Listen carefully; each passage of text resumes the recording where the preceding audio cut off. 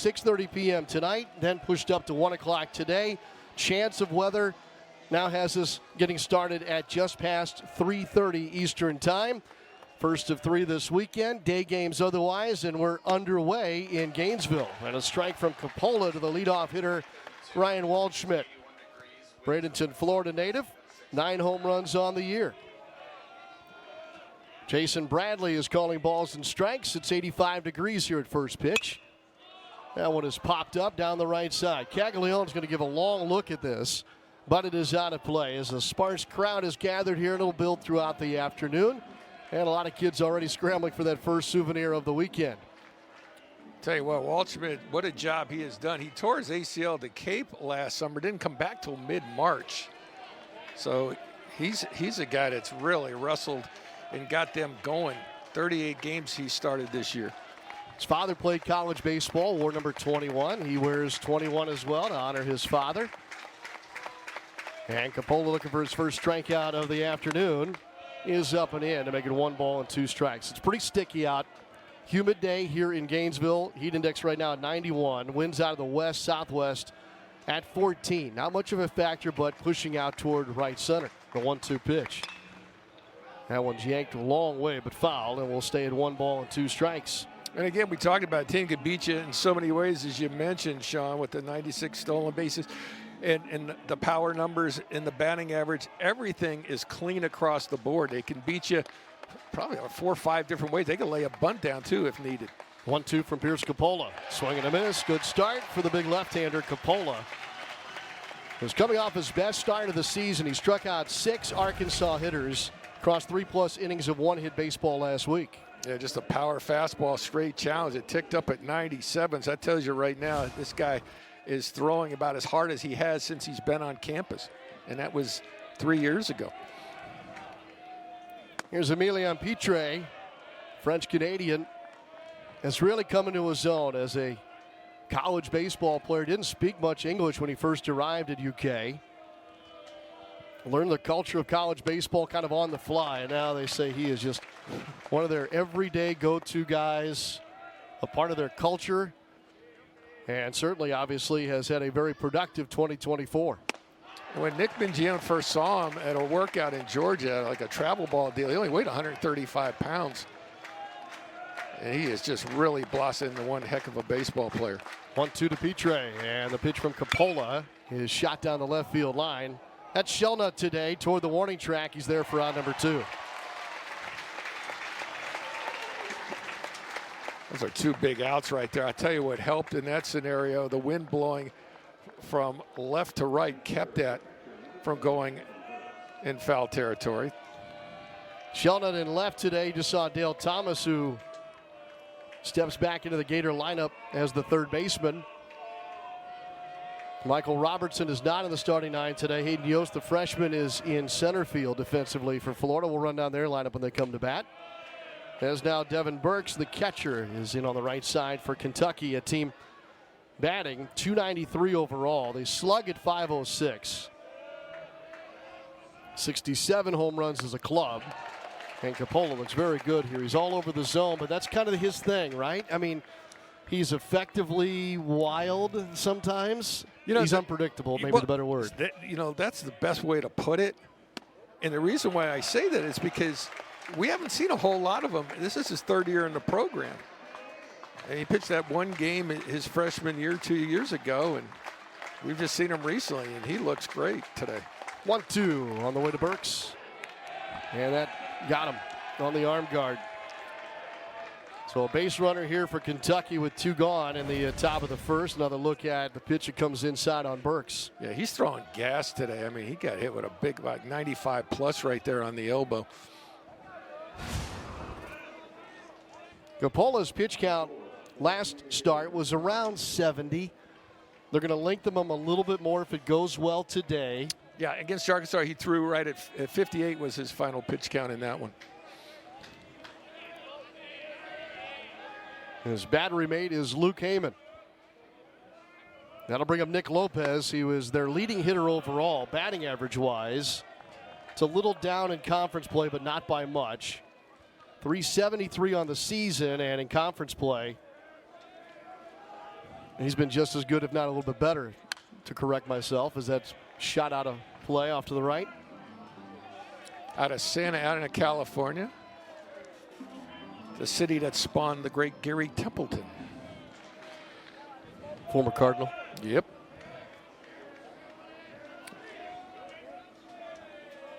One to Lopez. Try to get him on the inside edge. Nothing doing. And he has what Nick Mangione stressed to me, the best mustache in college baseball. We've seen some good ones. We have. We saw volley fingers, but even Nick likes that. Maybe a pickoff here. Runner was leaning, and the throw from Caglione is into left field. And over to third is Burks. They're going to Wait call a minute. Well, they're going to call interference because when he got up, Curlin tied up with him. yeah, he was tied up with the middle infielder. So, and he already knew that too, Burke. So that's why he just kind of walked into third. It was a great heads-up play to go to third after the interference. Now, once this gets thrown away, watch him here. He's going to get tied up with Curlin, but this is a smart play to just keep going because you know you're going to be safe on the interference call. Sometimes you see guys, they'll stop and go back, and then it becomes a judgment call. Kevin O'Sullivan came out to ask questions of the home plate umpire, Jason Bradley, but now a runner at third base. Yeah, the bad luck there is they had him picked off. Yeah. So no stolen base. Advances to second on the error charge to Caglione. E3 there, a rare error for Cags. And then interference to move Burks to third. And Lopez will chop this one foul. It'll be a tough one to strike out. He's only gone down on strikes 19 times this year. And think about it right now. Coppola has looked really good. Bad break. He picks off a guy should be in the dugout right now. Now he's going to say he's going to harness himself and get this out on his own here. A large 2-2 pitch on the way from Pierce Coppola. Lopez stays alive. This has set a nice early tone if he can get out of this inning. If he ends up giving a run here, then all of a sudden Kentucky gets all fired up and it changes the whole mindset of this ball game where we're at right now. That one just got a piece of it. This is a Kentucky team that's trying to do something they haven't done since 2006. That's when they were the co-SEC regular season champs. Have a chance to win the thing outright this year for just their second ever regular season conference championship. 2-2 pitch. Another one wasted away. You can tell why Lopez has only struck out 19 times this year. And we saw Tennessee hitters do this all last week. A lot of foul balls with 2 strikes kept dragging the pitch counts up, and that's really good for the Kentucky Ball Club to be doing this. This will be the 8th pitch of the at-bat. Coppola to Lopez. And it's 1-0 Kentucky. And extra bases here for Lopez as he picks up his 39th RBI of the year.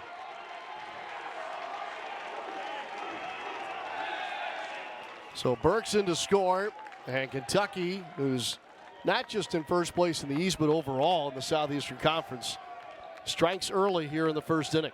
Well, they're ranked 4th in the nation because they do things like this. They took advantage of the miscue. They'll apply pressure at all times. Even Lopez, their DH who just doubled, has 3 stolen bases on the year. And now the shortstop, Mitchell Daly, who is a very good runner himself, with 2 outs at the plate.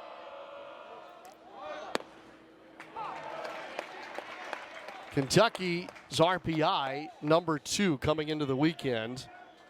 They lead the conference, but yet not the Division I, the D1 baseball polls. That's now Tennessee, who's ranked number 1 in the country. 0-1 to Daly. Blew it by him at 95 miles per hour. Daly's driven in 36 this year, runner in scoring position with 2 outs. Dancing off the bag is Lopez. That one's wasted away, foul. And again, 2 strike foul balls and the pitch count at 24. We talked about last time out, 58 pitches for Coppola. Already at 24 here in the first. He struck out Waldschmidt to start the inning. Petre flew out to left. Things are looking good. He had a 1-2 count before plunking Burks. 0-2 here. Got the second strikeout through these final games before they host Kentucky next week. Cade Curlin to lead it off. 1-0 Kentucky as we get going in the bottom of the first inning. So Pooser throws with his right hand, but he's plays a lot of other sport activities left-handed, strangely enough. He deals outside here to even at 1 ball, 1 strike. It's one of a lot of impact guys on the transfer portal for this Kentucky ball club. Pooser comes the way of College of Charleston. That's also his hometown as Curlin shoots this one foul out of play. Yeah, he was a Friday night guy there. And then Ty Good, who's at South Carolina, was a guy he pitched with at the College of Charleston. 1 ball, 2 strikes to Cade Curlin.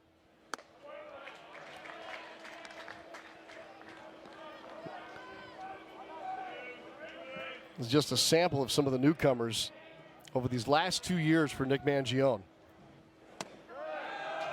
Trying to frame it there as Burks, their catcher. But now it's run full. It's a good job by Cade Curlin to see a bunch of pitches here in the leadoff spot. So important for him to get on a lot this weekend. Payoff pitch. Shot down the right side. Wind carries it onto the berm. Oohs and ahs as that was potentially a problem. Curlin here in front of Jack Caglione, just to start to expand upon Nick's point about setting the table here with Ty Evans now batting in the 3 spot and hopefully protecting Caglione a little bit. And Cags would not like to intentionally be walked all weekend long. Some of them have to do with some traffic in front of them. Strike 3 on a swing and miss by Curlin, 1 gone in the bottom of the first. Yeah, there's 2 kinds of protection, one behind you and one getting on in front of you, because that's what makes them have to pitch to you with the bases occupied. It's a straight challenge. So not only is Jack Caglione looking to extend his hitting streak, he's looking to become one of the fastest ever in this program to reach 200 hits. He's sitting on 198 coming into today and making 199. And the hitting streak now grows to yet another game, 28 straight. And the assault on Alan Trammell's batting average record of 425 is still in play. Like I said, there's just so many different boxes to be checked by Caglione still. Well, Alan Trammell has had that since 1966 when he played baseball and played defensive back with Steve Spurrier on his ball club. So he's reached now also in 35 games straight. And that brings up Ty Evans here down 1-0 in the first. Cags will draw a throw, and it's away from the first baseman, Nicholson. Jack's thinking about third. Hard turnaround second. He'll get there standing up.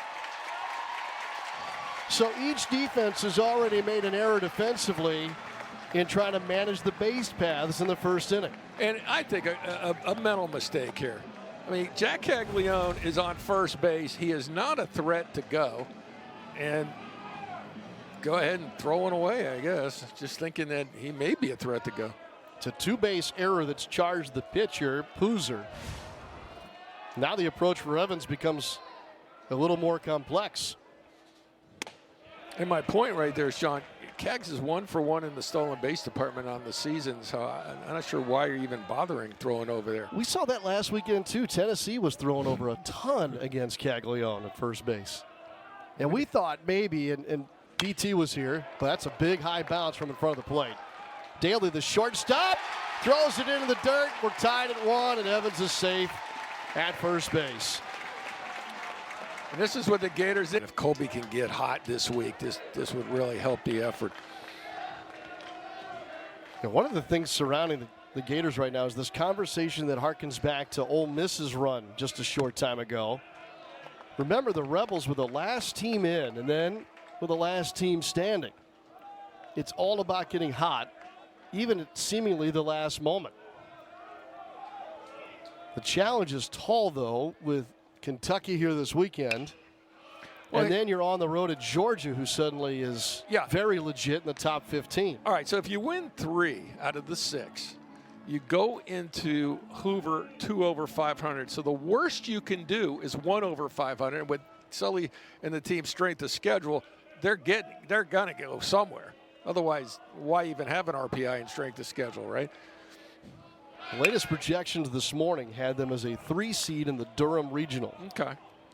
And that's all going to switch up because Yes. what teams are going to get in, what's going to happen. Some teams will falter, whatever. But you see that strength of schedule right there, 1, RPI 23. So 13 wins in the conference, 2 over 500 going into Hoover.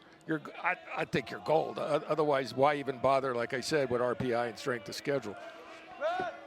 That's why this first game is so important. You're talking about taking it day by day, game by game. This is, I'm sure, Sully said, the most important game of your life is today. No, I totally agree with you. You know, somebody brought up to me midweek, as that one's off the handle. Kind of a tweener here on the infield, and the first baseman, Nicholson, will put it away for out number 2. Could the Gators win the series this week? I said, stop. How about the Gators win Friday? Friday, there you go. Just win that's it. Friday. That's exactly Start right. with that. Yeah. You can't get ahead of yourself because if you do, you're going to think yourself out of it because it's daunting. You've got that Georgia offense that you're thinking about on the road next week. You got Kentucky coming in; it could beat you, 3 ways to Sunday. So you got to focus on today. Meanwhile, Kentucky is basically in the same spot that Florida was last season, as Luke Heyman took a close pitch there and leads the count 1-0. Kentucky's in a position, because of their RPI, their standings in the conference, to perhaps be the number 1 overall seed. Not just a conference champ, but a number 1 overall seed. Much like the Gators were thinking this time a year ago, basically at Kentucky where they clinched their share of the regular season championship. And so for Nick Mangione and the Wildcats, hey, we've got, this conference thing that we want to do for just the second time ever in our program, but we want to host a regional, we want to host a super, and he wants to see this team in Omaha, Nebraska trying to play for it all. And Nick Mangione really feels great about his ball club and all the things they could do. He said he has never been with a group of guys he likes more than this group. Heyman fights this one off. Now the count even at 2-2. I asked Nick Mangione, I said, what are the keys to success this year? He goes, our dugout. Just the way that's why they went on the road. They relish playing on the road. They have an interesting vibe in their dugout, too. I'm sure we'll get some looks at it here this Friday night. Heyman battling up here. Luke trying to keep an inning alive that's already seen the Gators score 1 time on a pair of hits. Yeah, attack on run time. And they do a bunch of different antics throughout the game. But that's what Nick Mangione says. He says that's why, this team, they just have fun. Popped him up right side of the infield. Petre, the second baseman, now battling some rare sun today, is there for out number 3. 1 run. The Gators found out after the game that they won the SEC. Top of the second, 1-1. Ryan Nicholson, the first baseman, leads it off for the Wildcats. Senior out of Louisville. 14 home runs on the year. Big open stance, and the next from Capolla's up and away. Capolla in the first inning. 25 pitches, 19 for strikes. 2-0 is on the inside corner.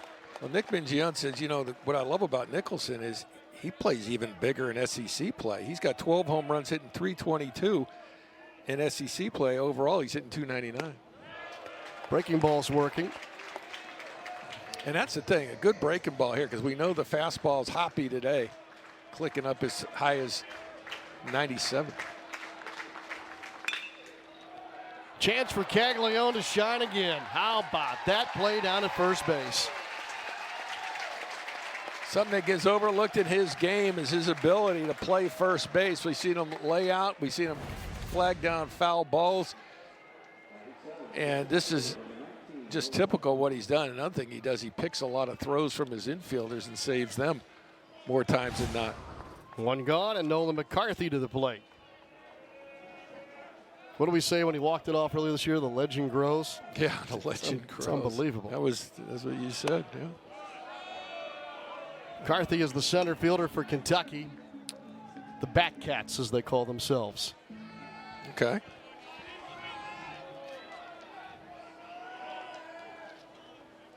Here's Capolla's 1-0 pitch. popped up. And again, into some sun, which we haven't seen all day. It's Yost, the freshman, there for out number 2. This is so far so good here in this inning. You just scored. You're getting that shutdown opportunity and just an out away. This is where he was in the first before he plunked Burks with a pitch, and then it eventually became the first run of the game. Yeah, then he picked him off. So, he really did his job. He walked and then he picked the guy off. Should have been in the dugout, right? There's James McCoy out of Port St. Joe, Florida. This guy's got good power. You were talking to you were watching Georgia last night. They're the only Thursday, Friday, Saturday series this weekend, and talking about the number of tough outs in the Bulldog lineup. We'll see them in Athens next week in that small ballpark.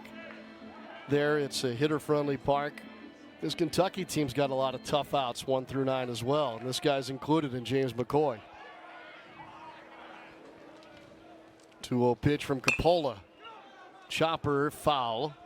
See, he's another one. He's hitting 20 points higher in SEC play than he is overall. So you're seeing a lot of that they're coming up big in the big moments. 18-6 in conference play.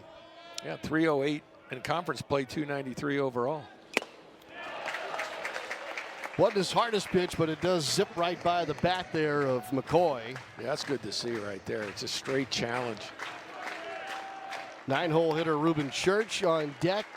Coppola would rather see him in the 3rd inning. 2-2.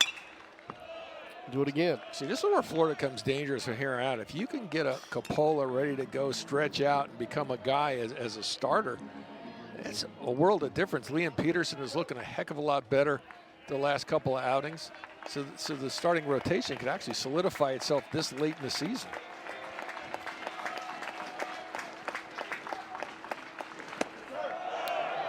Crowd thought he had strike 3. So did Heyman, the catcher. You be the judge here. Maybe a little low. Talk about fending one off. McCoy just did that right there on a 3-2 pitch. Yeah, that's what hitters have to do in this scenario. Fight off nasty pitches, drive the pitch count up. This will be the second time that we'll see an 8th pitch of an at-bat to a Wildcat hitter here through the first 2 innings. Payoff on the way. That one's right back through the box, and a base hit with 2 outs from McCoy. So twice now Coppola's had a chance to have the clean frame and unable to do so here. And we will see Ruben Church, the 9-hole hitter. And you tip your cap to McCoy. He fouled off a lot of good two-strike pitches, kept himself alive, and hit one up the middle. So McCoy aboard, 1-1 game. First of 3 here. See him check the belt buckle there. They've got the play card, kind of old school wise. That was a thing for a long time. We don't see too many teams doing it anymore. South Carolina still does it to some extent. And the first one to Church is inside. Church is another one hitting 30 points higher in SEC play than regular season. Veteran ball club, and he's one of the seniors. Off speed, just missed. 2-0. From Maryville, Tennessee, home of the Fighting Scots. You would know that. I was recruited by them to play football, if you could believe that. See, you could have been a Fighting Scot. I like you as a Gator better. 2 balls and 1 strike.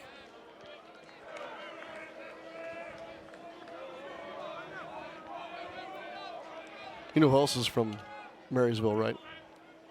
One of my other broadcast partners. From Maryville? Yeah. Who's that? Lee Humphrey. Lee's from Maryville? Oh, my goodness. Okay. I didn't know that. I know he's from Tennessee. I always tease him. You're from the suburbs of Knoxville. That's right. Speaking of which, Josh Rivera playing in Sevierville, Tennessee Smokies right down the road from Knoxville. Playing shortstop, AA with the Cubs. Pola will try and keep McCoy somewhat close. 6 stolen bases on the year for James McCoy. 2 outs here, 1-1 game.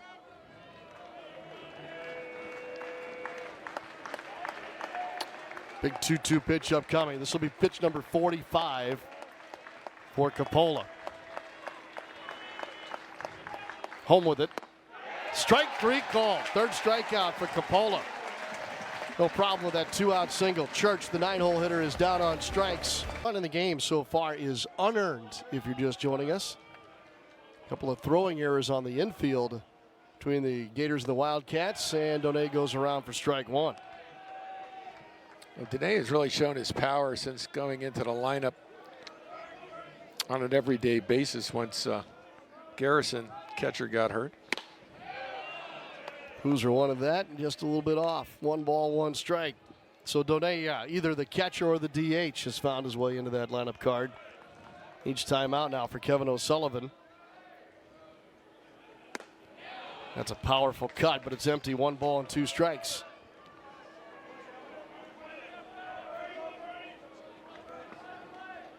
Took Brody a long time to kind of settle in with the random chances he had earlier in the year.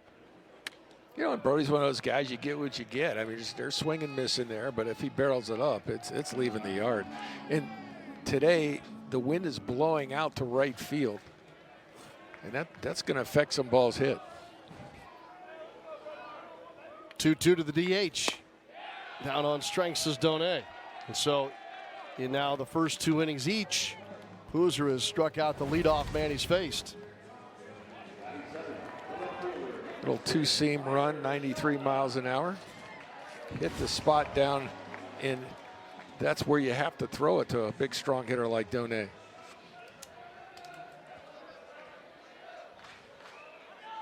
Here's Tyler Shelnut up for the first time today.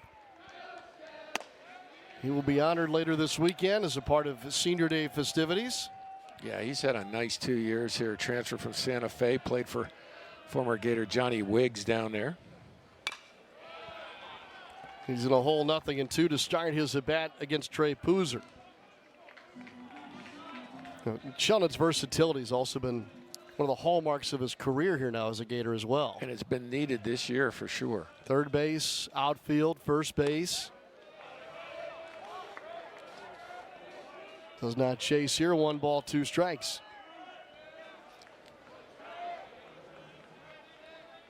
Couple of day games to finish out this series. Both will be on SEC Network. We'll yield to them. 2 balls and 2 strikes. Nick mentioned Liam Peterson reemerging now, and we'll have to kind of disregard his numbers, but he'll be the starter for the Gators in Game 2 of this series tomorrow. As Shelnut, after starting 0-2 in this count, has run it full. Yeah, you look at a guy like Peterson, 1-4, 6.54 ERA, and you just have to start to throw some things out and think about what freshman to sophomore will look like for him. Yeah, we did some comparisons in recent games with a Peterson or a Luke McNeely. Those guys, Jamison Fisher, the guys that are coming on the mound have really matured and found their way. Got to be a patient Kevin O'Sullivan with this group. And Shelnut's down on strikes, up and in with a high hard one there is Boozer. 2 gone on a pair of strikeouts. And 94 up and in. It looks so good on the 2-seamer coming in, and then it runs in under your hands. But out of the hand to the hitter, it looks like it's going to be right over the plate. Another one of those young pitchers that's kind of emerged here late is redshirt freshman Jake Clemente. Oh, man, I tell you, he's another one. Upper 90s, 96, 97. We've seen him touch a 98. Here's freshman Hayden Yost, who's made good on the promise that we got regarding him and how hard he worked coming into this freshman campaign. Just the coaching staff observing him back through the fall, the offseason workouts. Yeah, and he plays all out. You know, watch him when he gets a base hit, take that turnaround first. I mean, you rarely see guys do that anymore, and he does it correctly. 255 hitter right now. And he gets ahead in the count here, 2 balls and 1 strike. Had a great series against Arkansas, not so much against Tennessee, but that's going to happen as a freshman in this conference. Good things ahead for sure. Pops this one straight back. He got to a point here. You mentioned the last 2 series. It was shortly before that he kind of got going, right? Mm-hmm. And then It's one of those deals where a player, and you know this as a former manager yourself, Yeah. I dare you to take me out of the lineup. That one is just fouled down the first base line. Sat on a slider, got it just a little out in front. Yeah, I tell you, you swing the bat, they'll find a place for you, all right, Sean? Yeah. Well, just even battling through counts. So even when it doesn't say hit in the box score, you know, I think back to probably when you were managing, you know, remember the phone calls you have to make, right? You'd probably get that call at the end of the night from the GM of the organization. Hey, tell me about what happened today. Oh, yeah. And you'd run back through it. Yep. And, you know, hey, so-and-so went 1 for 4. You know what? But he had 4 great at-bats. That's right. Yeah, More to the story. He's been told that he's reserved, apparently. Welcome back. Sean and Nick from Condren Family Ballpark. 1-1 ball game as we go to the third. Top of the order here for Kentucky. So we welcome back Ryan Waldschmidt. He was 0 for 1 today. Struck out his first time up. Let's see what Pierce Capola's got here in the third. He had 45 pitches through the first 2. Stevie, our statistician today, we want to thank him for his work all year on our package of broadcasts. Noted to you, Nick, only 1 first pitch strike so far in the outing for Capola through the first 2 innings of work. Yeah, and that's a pitch count. It's something you got to look at, too. So let's go over. First outing, South Carolina on April 13th, 31 pitches. April 19th at Vandy, 48 and 58 against Arkansas 2 weeks ago. 2-1 delivery, up and away. So why did he not pitch last week? Well, because he was supposed to pitch on Thursday night. He was warmed up, ready to go, and then here came the rain, and they had to shut him down, and that pretty much took care of him the whole weekend. That's right. This one is shot out into left center. Kind of fought it out there basically on that cut by Waldschmidt. He's aboard his first hit of the day. Leadoff base runner for the Cats here in the third inning. No kidding, that's exactly what he did. I mean, if that's wood, that doesn't get out of the infield. I asked Capola last week after, you know, he warmed up and the game got put into a weather delay, lightning at first on that Thursday night. I said, can you go tomorrow? Could you go Sunday? So the problem is I got completely hot to that point where the next thing you're going to do is head for the mound. He said, I was 5 minutes away from walking out there. So we had reached the point of no return, he had said. There's no doubt about it. Kevin O'Sullivan is famous for taking care of his pitcher's arm, so there's no way he was going to risk it, especially, you know, him coming off of injuries. It's one of the reasons why I think after being scheduled to start at 1 o'clock today, it got delayed. As now Capola's given up back-to-back hits for the first time today. First and second, nobody out as Petrie is aboard for his first time today. Yeah, Petrie is just one of those nagging guys. If you're the opposition, it's like this guy just seems to find his way on base. So Fisher Jamison is first up in the Gators bullpen this afternoon. And Capola was already kind of behind what they wanted him to be with regard to his pitch count. Jamison may just have to be a little more ready more quickly. Kentucky shows bunt here with Burks. The catcher was hit by a pitch his first time up. Yeah, they show bunt, and boy, did they ever. 31 bunts completed on the year, 16 of those in SEC play. Nick Mingione loves to employ the bunt when needed. Works the third base coach's box. Bunt dropped down, back to the mound. Capola's got to play third and to get the lead runner. Well, he put it back to where you shouldn't. The one spot that Burks couldn't put it was right back toward the pitcher on a couple of clean hops. Yeah, you want to angle that bat either towards first or third, and he got to pitch it. He just bunted it right to the mound. Nice job by Capola, too, because he's got that long stride of his. He's got to make a good throw to get the runner. A lot of times you'll see pitchers rush that, but stayed within himself and made a nice throw. So Petrie now the lead runner with Burks at first. Both guys can run. We'll see if they perhaps get moving here to avoid possible double play ball. Lopez at the plate always puts it into play. Yeah, transfer out of Southern Cal.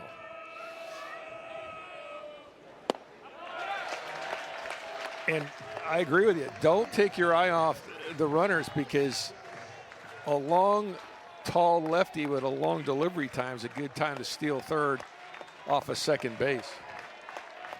Petrie with 21 stolen bases on the year. Modest lead at second. Here's the pitch. In the dirt. Good block by Heyman behind the dish for the Gators. Especially with a right-handed hitter up, too.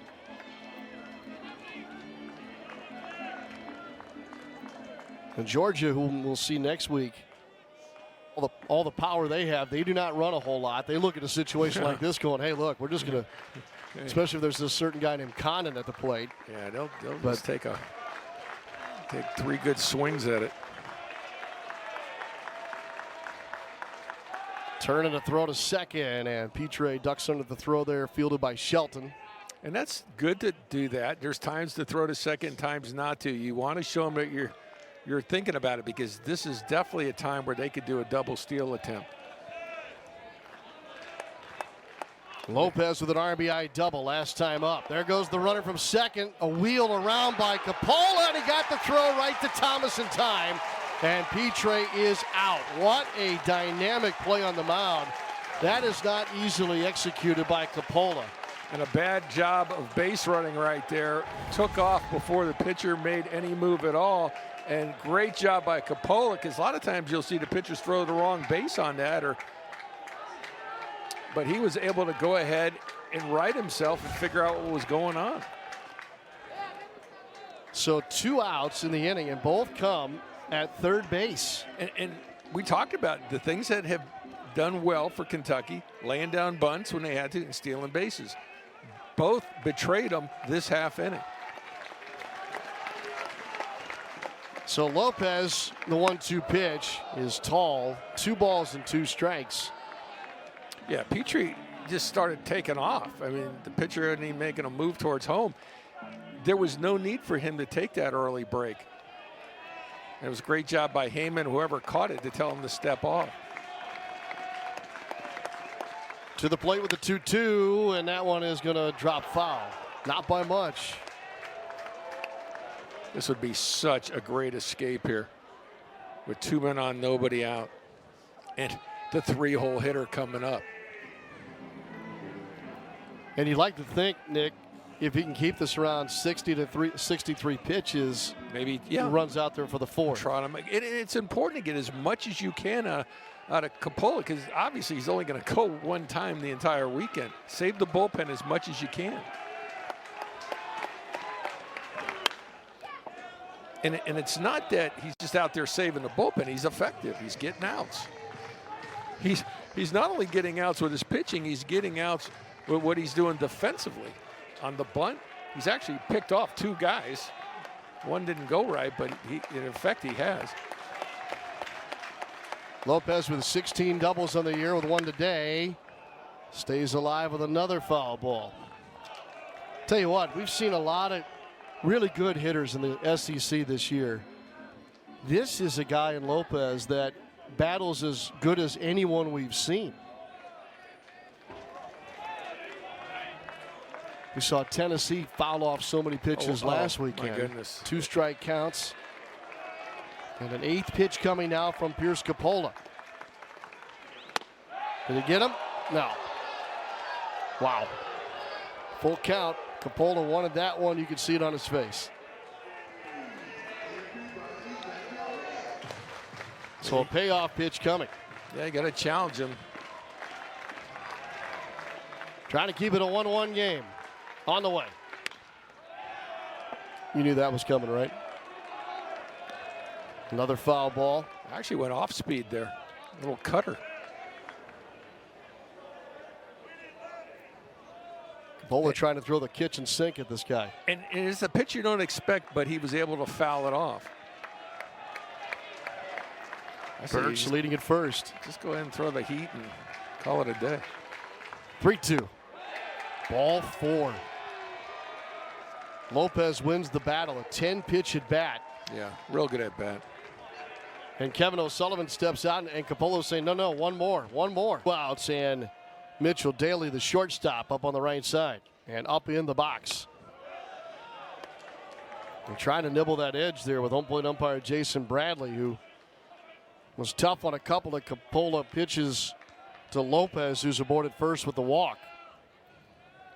1-0 to Daly. Kept in front by Luke Heyman. So in that same stretch, we're talking about 15 2/3 of work for Jameson. He has struck out 21 batters to 2 walks.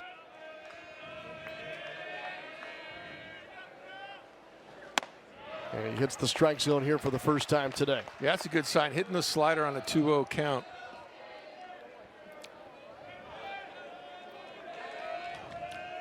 Daly struck out his first time up. One of 3 Pierce Coppola strikeouts in the effort. Check swing, no, says first base umpire William Posey. Daly, another one hitting better in SEC ball than he is all regular season.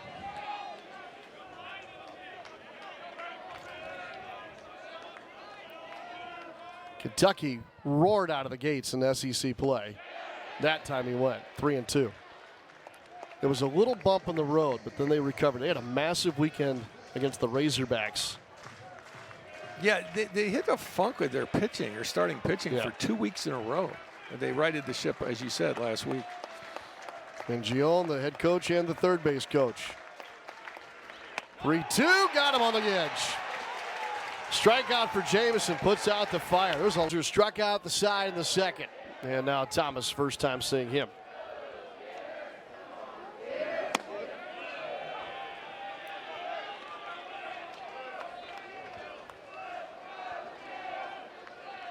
Even when he was not in the lineup, Thomas was still the guy serving as a vocal leader in the dugout.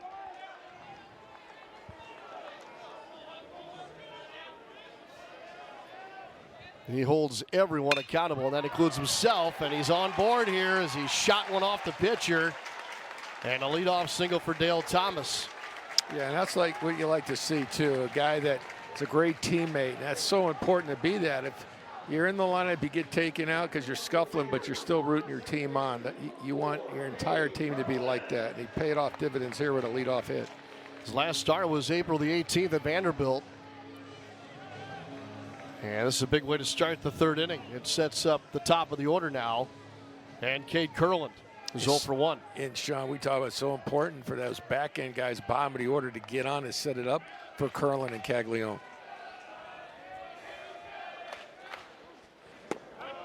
Kurland has had at least 1 hit now in 6 straight games. And the other night against USF, did a nice job hitting the ball opposite field.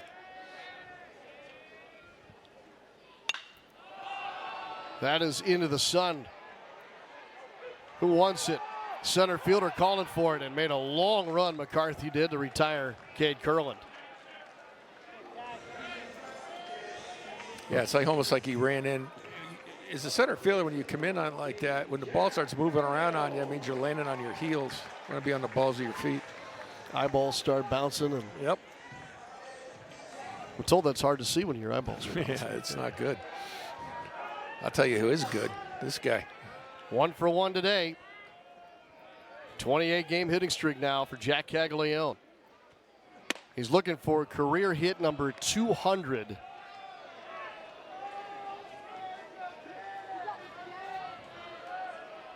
The home run race.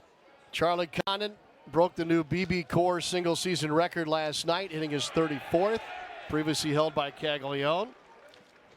Cag saying that it hit his foot. No, says the home plate umpire. Sully's probably saying no, too. Yeah, no doubt. No, it didn't. It did hit his foot. Hit the ground first. All right, 2-0. Hitter count, obviously. Modest lead at first. It's Dale Thomas. And away with it here is Poozer. 3 balls and no strikes. Oh, you're swinging. You green light Cags every time up. There's no question. Preston Tucker was the fastest to 200 hits in Gators history. Cags would be the second as he walks here. when he reaches 200 hits. He's aboard for the second time today. Thomas moves up into scoring position. And a chance for Ty Evans here to deliver again. It was Evans who, in the first run, batted in for Florida this weekend. Back in the first, tied the game at 1. And the Gators right fielder with that RBI has 43 on the year. You know what I like? The wind blowing out to left center right now, and that's something that Ty Evans has been doing lately, hitting balls out to left center.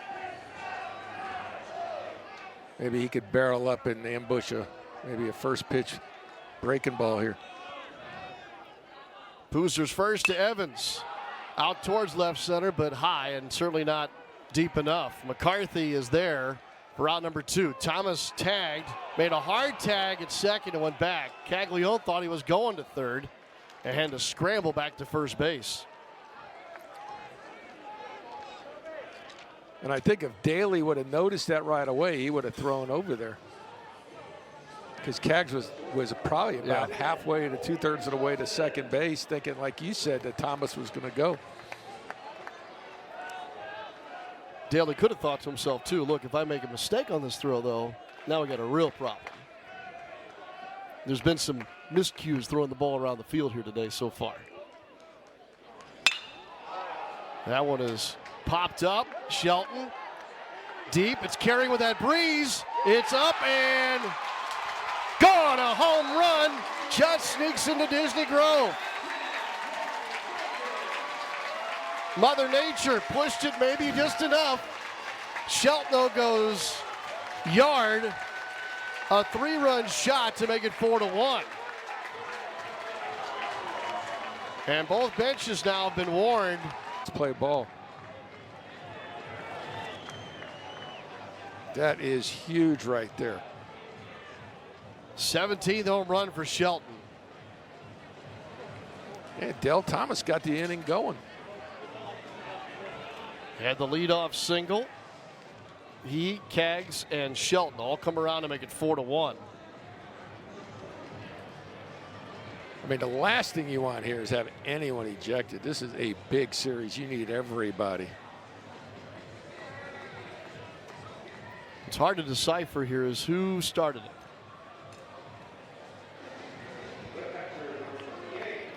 The umpiring crew was on it quickly here to make sure that and I get that's that. enough. Yeah, you don't want this to escalate because, again, you don't want anybody ejected. Too big a series for both sides. They're going to appeal now whether the runner touched at third base or not. I'm not sure which runner they're talking about, Right. but obviously they would have to say so before they threw. Well, Mingione had talked to the third baseman Church and said, hey, look, I think there was a missed bag. We're going to throw over there. He was on his way back to the dugout after the umpire's instructions. Yeah, you have to announce which guy that you're appealing to, which runner it was. So each team now with 4 hits, none bigger than Shelton's. As Heyman tried to go yard on that cut, come up empty in the 0-2. Big blow right there by Shelton, especially with 2 outs. Too tall there. I go back to what you said, though, about his approach. I mean, walked right up. First thing I see that I like, Go. let's go. Yeah. 2 balls, 2 strikes to Heyman, who popped up at the second baseman his first time up. Heyman gets up off the knob of that bat, chokes up here in a 2-strike count. Toward the second baseman, this time on the ground. Pitre retires Heyman. The momentum of this ball game. Think about where we were about, 20 minutes ago. First and second, nobody out for Kentucky. Middle of the order. That's right. They botch a bunt play. Then they get picked off. Jameson shuts the door, and then a 3-run shot by Shelton. I don't know. Probably has happened somewhere along the way in all the years I've been working and watching baseball. I can't remember ever the first 2 outs in an inning both being at third base. That's a good point. Heyman wants time now and out to talk to Jameson here. 2-0 count to Ryan Nicholson, their first baseman. And usually when that happens, you've botched something. 2 outs at your first 2 outs at third base. Something has gone wrong. And in their case, it was not a good bunt, and then a runner, Petrie, just taken off for second base before the pitcher had even started his windup. There's nobody warming in the Gators bullpen as Kevin O'Sullivan is out. There's a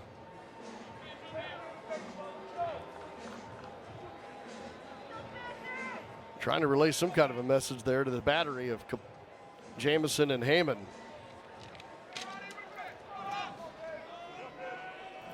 Sometimes, new pitcher in the ball game, everything else, signs are a conversation. That one is hit a mile up. Yost can camp here, and a quick first out on the third pitch of the inning for Fisher Jamison. Jamison came in and just faced the one guy, Daly. Get a strikeout to end the top of the third. So he and Heyman working together, still fresh in this particular appearance. And what just happened keeps the momentum going. Right away, you fall behind 2-0 after you put up a 3 spot, and then the next pitch you get an out. And that one is drilled in there at 94 to Nolan McCarthy. Kentucky center fielder 0 for 1. He flew out the center as well, his first time up. How about the drop on that pitch? I was just thinking about this. Fisher Jamison, his maturation process through the years here at Florida just gotten better and better. And that's, hats off to Sully and David Kopp. That one golfed out into right. Ty Evans, with the shades on, has out number 2. And Fisher Jamison has basically made himself a guy at the next level. No question about it. He looks the part, doesn't he? I mean, he's got the body. Yeah. He came in with that. And the velo kept ticking up, and he started landing that little slider that he throws. And you're like, wait a minute now. 6'5", 240 pounds. Now the 8-hole hitter, James McCoy, 1 for 1. And it's one of those things where you're thinking, well, maybe he should go in the rotation. But he is so valuable in that long relief setup role. Peel that check swing. Yep. 0-2. All right, now he's carving them up. Yeah, I'm with you. Don't mess with a good thing right now. Yeah, his role. Yeah. And if you're going to call Coppola an opener, that's just fine too. McCoy sneaks this through for his second hit of the day. And think about that too. I mean, he just gave up a ground ball that if you're playing normal depth, it's probably a 4-3 out. There was a shift going on, but he got his two out ground ball right there, so you can't fault him. Just a C&I hit. So Kentucky now has hit a base runner in each inning. And in 3 of the 4, they've come with 2 outs. And that 3-run lead, what else does that do? Well, it kind of negates one of the best parts of their game, and that's the stolen base piece.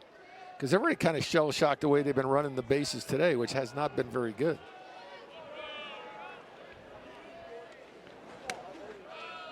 The Gators have only won one conference game where they did not trail in the ball game. Yeah, how about that? And today, I mean, obviously down 1-0 before they even got a chance to bat. This would technically be another comeback win if they were to stay out front. But the dynamic, as you said, though, changes here. You're playing with a lead relatively early in the ball game. Here's a look at how those wins have come. Yeah, 9 out of the 10. Excuse me. Right back to Fisher Jamison. Let's go. No runs, a hit, nobody left. They finished strong. They got a great shot at hosting a regional. That one is yanked down the left field line. Get out of here. Go, it's gone. Home run, Brody Donay to start things off in the Gators' 4th.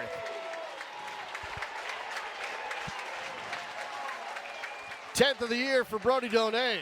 It's 5-1 Florida. First pitch swinging, much like Colby Shelton, who also homered today. Yeah, ambushes a pitch. He's waiting for it. We talked about it. When he runs into one, I mean, his power's as good as anybody in the league. Two-seam fastball, barrels it up down the line. That thing was hit. It looked like a clothesline going out there. Now Tyler Shelnut, left side. Church gobbles it up, throws across, one gone. 2 pitches, a run, and an out here in the bottom of the 4th. You know, I was thinking he did it the other night, Shelnut. That would have been a perfect time to drop a bunt because everybody's, no pun intended, shell-shocked after a home run. And the third base was playing so deep. But we saw Shelnut drop a perfect bunt the other night against USF. I mean, it was textbook for a base hit. Here's Hayden Yost with nobody on. First one's inside. Back to those standings just for a moment. So Kentucky out front, 18-6. Arkansas and Tennessee both 17-7. Kentucky has a tiebreak as Yost is doing what Nick was thinking about. Missed it foul. Kentucky has the tiebreak over Arkansas after their last weekend's series win. Came back to win games 2 and 3. Tennessee, though, has the advantage on Kentucky. This gets interesting down the stretch. Tennessee now the new #1 team in the country, according to D1 Baseball. Yost takes one low here, even at a ball and a strike. And that's the amazing thing. The Gators handled Tennessee up until the 6th inning of that ball game, the 3rd one. And then, well, I talked about this Tuesday night. The Gators' ERA was close to something like 3.29 or somewhere in there. It was under 4 up until that point against the hot-hitting Tennessee ball club. Yost works himself a walk. Yeah, good at bat right there. Look for Sully to push the envelope here, maybe get him going at first base, create some holes, maybe a hit and run with Thomas. A lot of things on the table. Things that you love to do when you have a 4-run lead. Well, Thomas got things started last inning. Out of the 9-hole here, he singled and eventually came around to score on the Shelton 3-run home run. Yost has 4 stolen bases. There he goes, swing and a miss. The throw to second on a hop, got him. Caught stealing is Yost on the throw down by Burks. Well, that was a great job on the back end of that too, because that throw bounced. Right now they're deciding whether they want to look at it. They say no as Yost is leaving. And Thomas Yeah, took a cut at it to try and give his base runner a chance, even though that pitch was outside. Let me tell you something. Daly did one heck of a job on the back end.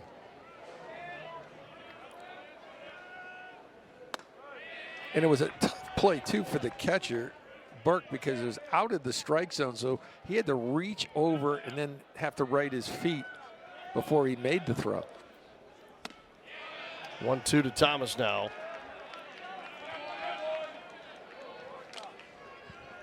With 2 outs.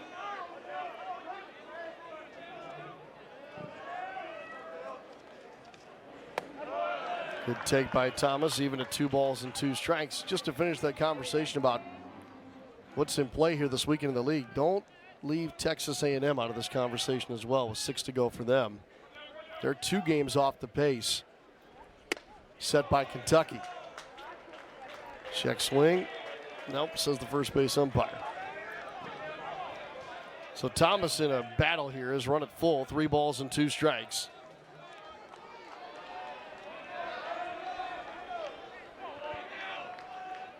Hoosers next. Strike 3 called on the inside corner. Not before the Gators get some damn young Gators fans, Nick, who are going to be generational Gators fans because of these early experiences at such a great ballpark. They're going to say things like, I grew up on the berm. That's right. It's kind of why it's there, right? This is kids that have fun. This is the glove that I took to the game. Yeah.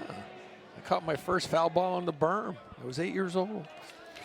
How about the catch midweek against South Florida? Outstanding. Top of the order here for Kentucky. 5-1 Gators as we begin the 5th inning. And that means Ryan Waldschmidt up for the 3rd time. He's 1 for 2, singled his last time up. Yeah, another shutdown opportunity after the Donay homer. Fisher Jameson's looked very good thus far. And stays that way here out front, 0-2. You see the nice little tilt, that little deception funk in his windup. I think that's all part of what makes him effective. He's my favorite Gators pitcher to watch right now, just because of that old school come over the top, downhill at you. Actually, a little tilt at the end, right there. Of course, we've seen some funk and windups this year. A.J. Causey, Tennessee, a little bit. But my favorite is Cam Schulke from Mississippi State. I mean, you talk about body parts moving all over. He was like Elaine Bennis's dance moves. I mean, he was all over the place. It was crazy. It was a chiropractor's dream is what it was. Slashed, fair, down the line. Extra bases here for Waldschmidt. Evans will dig it out of the corner. And a stand-up leadoff double for Ryan Waldschmidt. There's some of those dugout vibes that we were talking about for Kentucky. Yeah, Nick Mingione. I said, what do you like best about your club? He goes, the dugout. So that's what he was talking about. So now Jamison into his second sticky spot here. When he came in, he had 2 runners on with 2 outs. Struck out Daly in the third to end the threat. That put up a 0. But he wanders into troubled waters here, starting with Petre. Starts him inside. Petre is a guy that barely spoke English when he showed up on campus. And has learned the language, and he's learning new words as they go. French-Canadian. Swings and misses to make it a 1-1. And he'll learn a new word, and he'll say to Nick Mingione, on your radio show, here's the word I want you to use. This week the word was ecstatic. The week before was bombastic. So he's putting pressure on Nick Mingione to mention his word of the week. And rhyming at the same time, 1 and 2. In fact, his parents came down for the first time from Canada to see him play last weekend. And he just went off. He had a great weekend. 5 hits, home run, 6 RBIs. Repentigny, Quebec. Emilien Petre evens the count 2-2 on a ball in the dirt. Yeah, that was a city that's a suburb of Montreal.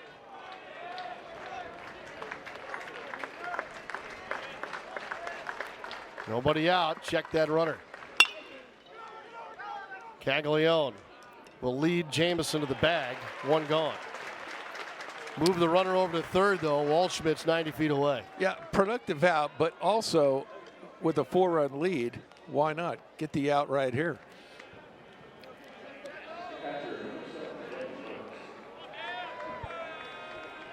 So Burks has found a way twice. The Kentucky catcher was hit by a pitch. Then advanced to third on a throwing error by Caglione. They had him picked off. And there was interference that got him to third base, and he came around on the Lopez double. Tried to lay down a bunt his last time up, but right back to the mound. And allowed Jamison to retire the lead runner at third. So he was on with the fielder's choice. In charge now, 2 balls and no strikes. 243 hitter.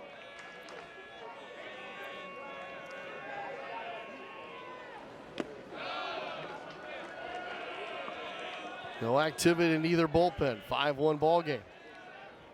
I'm thinking you're taking a pitch here. You're down 4 runs. You need base runners.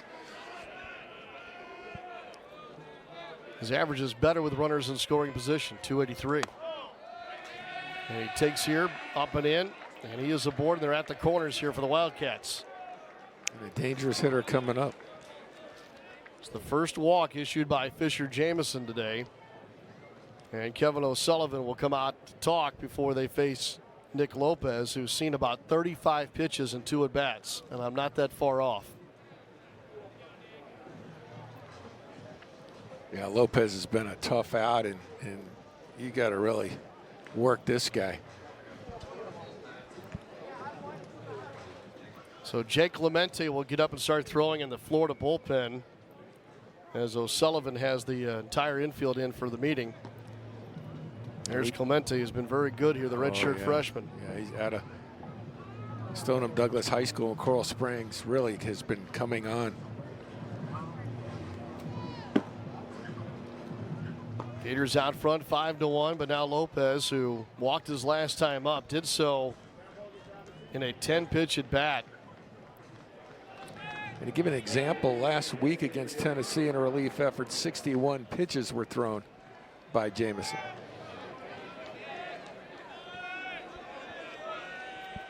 The opener was Coppola, or the starter, technically. You still kind of consider Coppola a bit of an opener with a pitch count on him.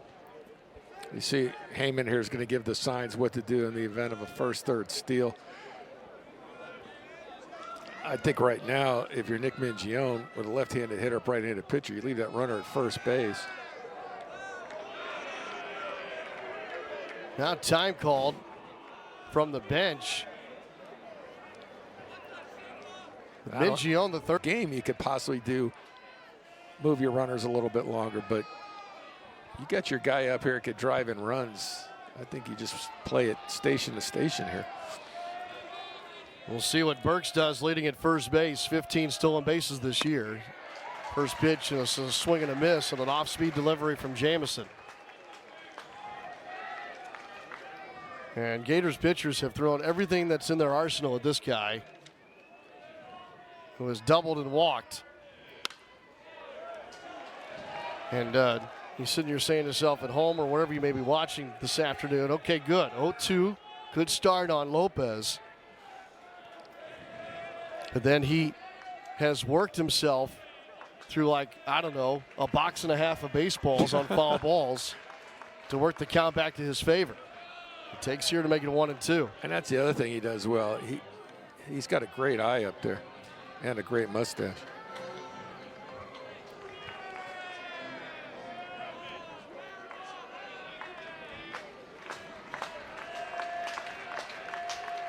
One out and the 1-2 pitch. Popped up, foul territory. Thomas on a dead run. Makes a heck of a play. The runner tags at third base.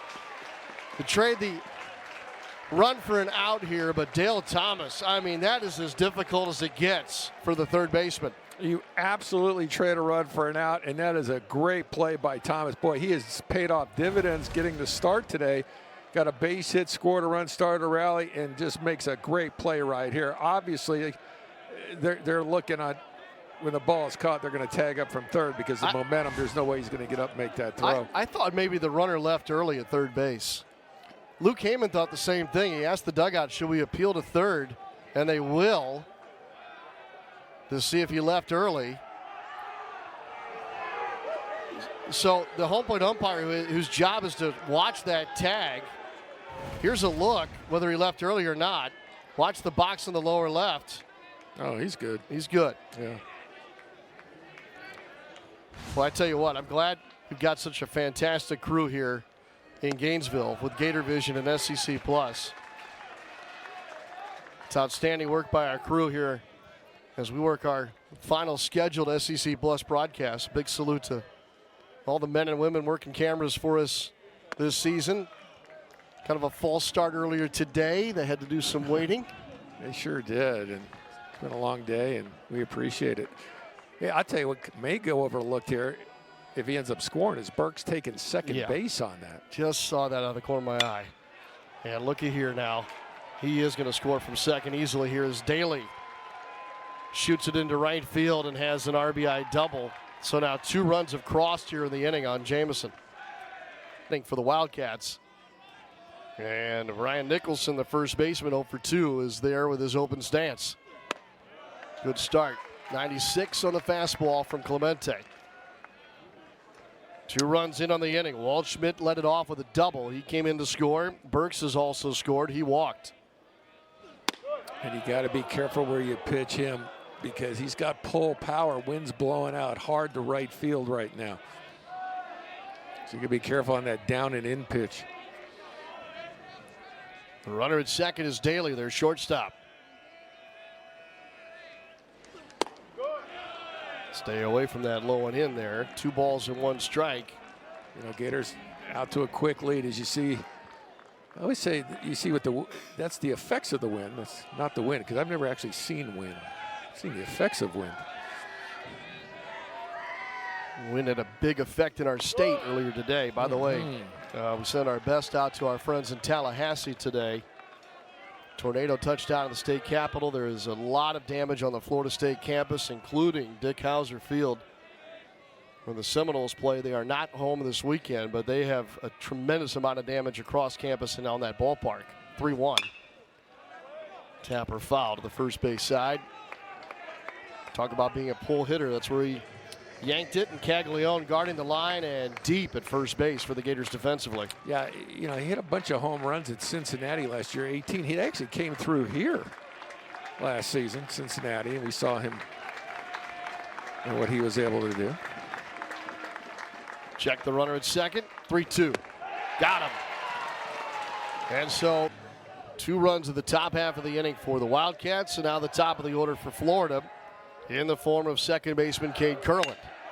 First pitch swinging, and he smokes one right to McCarthy in center field.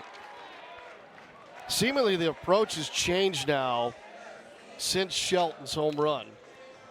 We've seen the Gators go right after Poozer. There's no let's work a pitch count here, nothing. See one you like at the start, go get it. And the reason, too, is that he's not overpowering, and if he can sit on a pitch you can turn on and you get it, why not?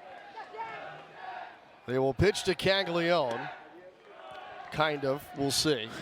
There is an exaggerated shift to the right side defensively for Kentucky. But only 3 outfielders today. McCoy's playing out of the ballpark. 1-1 on the swing and miss by Cags. South Florida's defensive alignment the other day went viral with the 4 outfielders. It was like a softball game. Next to Cags. But really, can you blame him? Because Cags has kind of made his numbers are almost softballish. That's how good they are. 6 of the last 7 Gators have gone after that first pitch. Back up the point. Stay away here. You know, Cags, again, I hope the next 2 days the Gators, when Cags comes up, they give him a standing ovation every time he steps to the plate. Yeah, look just amazing. That'll get foul. And the thing about him going after the actual single season average record that Alan Trammell set kind of gets overlooked. You don't hear much about it, but Alan Trammell has had that record since, I think, 66. Will he get one to swing at here? It was going to swing anyway. That ball was up for ball 4. Stays 3-2. And when I say Alan Trammell, I'm not talking about the Detroit Tigers shortstop. I'm talking about the football player / baseball player, All-American. He was a walk-on in both sports, if you could believe that, and ended up being All-American in pretty much both. A 1-out walk to Caglione. We'll wait a little longer on hit number 200. And I'll pay off Alan Trammell. He was a defensive back coach when I was a baseball player here, and guys like Timmy I, Charlie Sklasky, Chuck Hatch, all those guys, they loved having coached. They call him Trauma Trammell because he was so intense. And we lost Coach Trammell a couple months ago, and sorely missed. But I love bringing him up because he's just a part of Gator sports in both football and baseball. Well, what an honor for that conversation to come back up because we have a player like Jack Caglione that allows that to happen.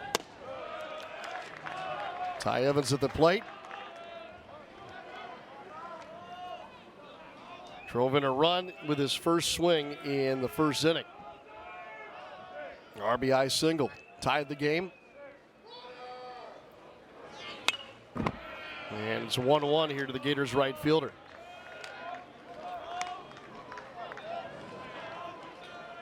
Robert Hogan is now up in the Kentucky bullpen. First Wildcat we've seen get up and show signs of relief for the starter Poozer. 1-1. Popped him up.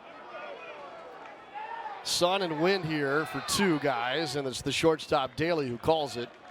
2 gone in the bottom of the 5th inning.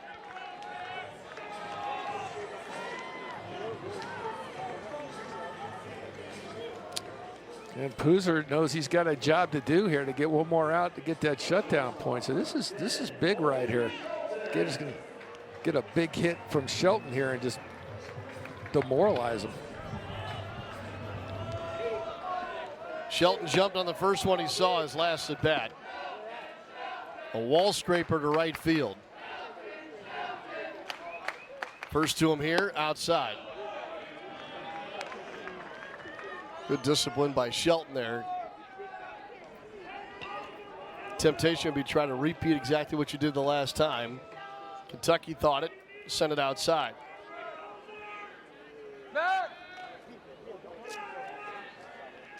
Caglione continues. Yeah, he strikes fear on his base Yes. running apparently, because that's 2 weeks in a row now. And you got a guy that just hit a home run against you. I would think you would want to divert your attention to him, but I guess not. The only thing else I could think of here is they're telling him just throw over to kill time, and then they're going to make a pitching change. But they already one strike or one pitch into this at bat. Well, we'll delve into the coincidence a little bit, right? I mean, it was a throwing error by the pitcher last time trying to throw over there. Yep. There's a warm burner over to the second baseman. Pitre easily retires Shelton. And a walk to Caglione. Gators have led by as many as 4 today.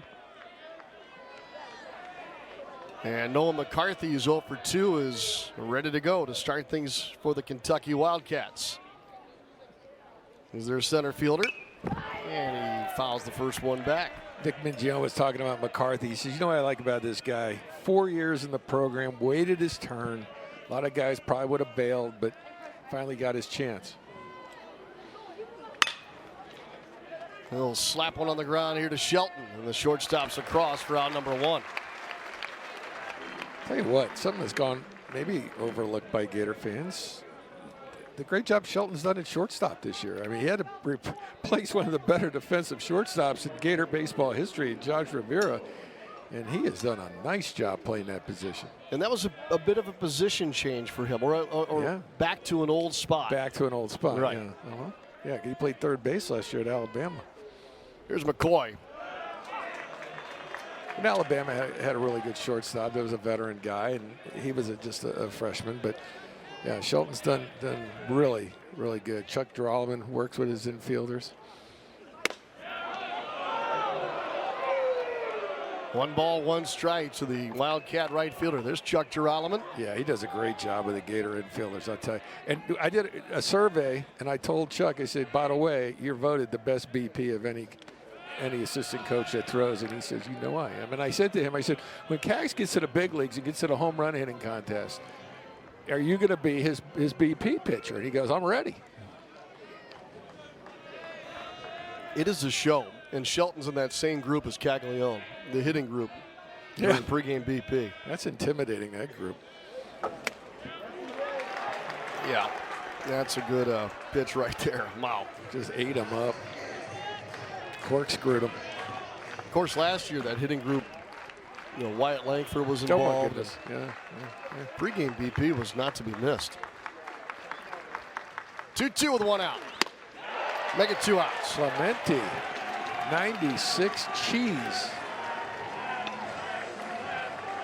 But Jake has really come into his own here, and this is just free and easy. Just here it is. Try to hit it. I don't think so. Second strikeout for Jake Clemente. I love the reaction. Now Ruben Church, the 9-hole hitter for the Cats. There you go. And you can't let up here because, with 2 outs, you get 2 quick outs. You got trouble on deck. Struck out in the second. Tap back to the mound in the 4th. I see, they're just going right at him with the fastball. He's hitting a $188. No sense of messing around. Because last thing you want to do is miss your spot and walk him. Been enough 9-hole hitters here that have stung the Gators. Yeah, it's been that kind of year.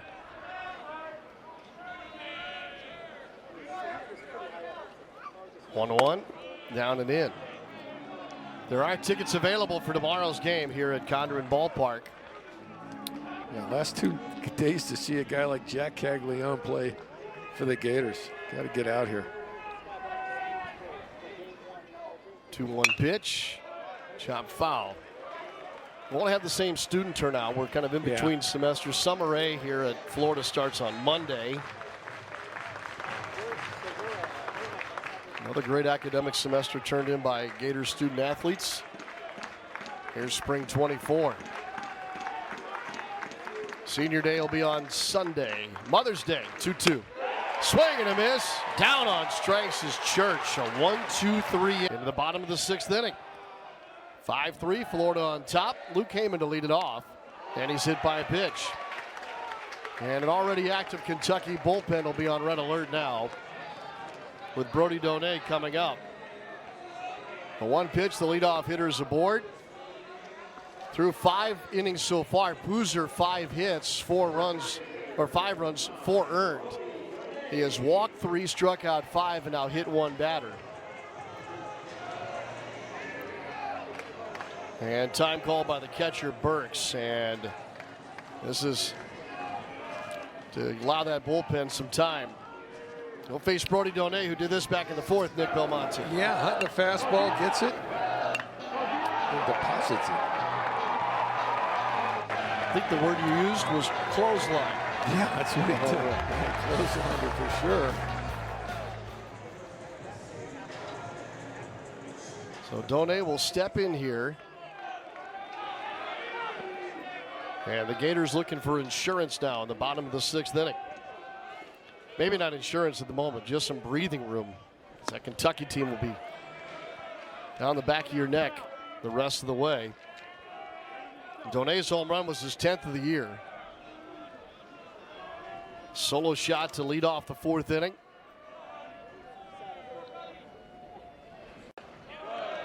Takes one just a touch high. 1 ball, 1 strike. The transfer, Brody Donay, will probably see some time behind the dish as a catcher this weekend.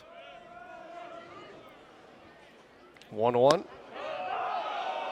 Tough pitch right there. 1 ball, 2 strikes. Yeah, as a hitter, though, you got to shake it off. That won't be the last call you're going to disagree with in your career. And if you let it bother you, it'll screw up the rest of your at-bat. Runner at first, the 1-2. Try to get him to chase one out of the zone. Yeah, good location, because that way you're not going to get hurt. That was a pitch that the best you could do is foul that one off or pop it up. It's the 8th start for Boozer, and he's approaching 90 pitches. Started the season in the bullpen, has a couple of saves. That was the one that Donay wanted. 2 balls and 2 strikes. Just a right-hander now throwing in the bullpen. Now, pair of right-handers, beg your pardon. Last check, Hogan and O'Brien were up throwing for the Wildcats. Lead at first. This one's popped up, a mile up. It's all Petre here. 1 gone in the Gators' 6th. So they get Donay, and another right-handed bat in Shelnut will come to the dish. See, this is another where Shelnut could sit fastball here and be ready to go. We've seen Shelley go to right field on occasion. Most of his home runs are power to the left side, pull side. Let's see if he's just sitting on a fastball here and go to hacking.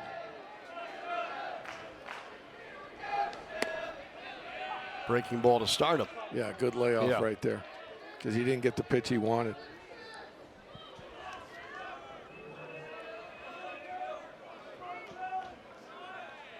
The lead is at first for Heyman, who was hit by a pitch. Line drive into right. McCoy to his left makes the catch. 2 outs. Wow, that ball was hit well, and they had him played perfect too, because more times than not, you're going to be playing him to pull more. And with that wind blowing out there, that was destined to be extra bases. Scouting report worked on that one. Boozer's last start, he went 5 1/3. Now he's at 5 2/3. And he threw 100 pitches. This will be number 91 for Hayden Yost at the plate now on the left side. And that's an easy play for Nicholson. So Heyman got on for Kentucky, starting with Ryan Waldschmidt, who's 2 for 3 today. Menta comes inside on him. Brandon Neely is now throwing in the Gators bullpen.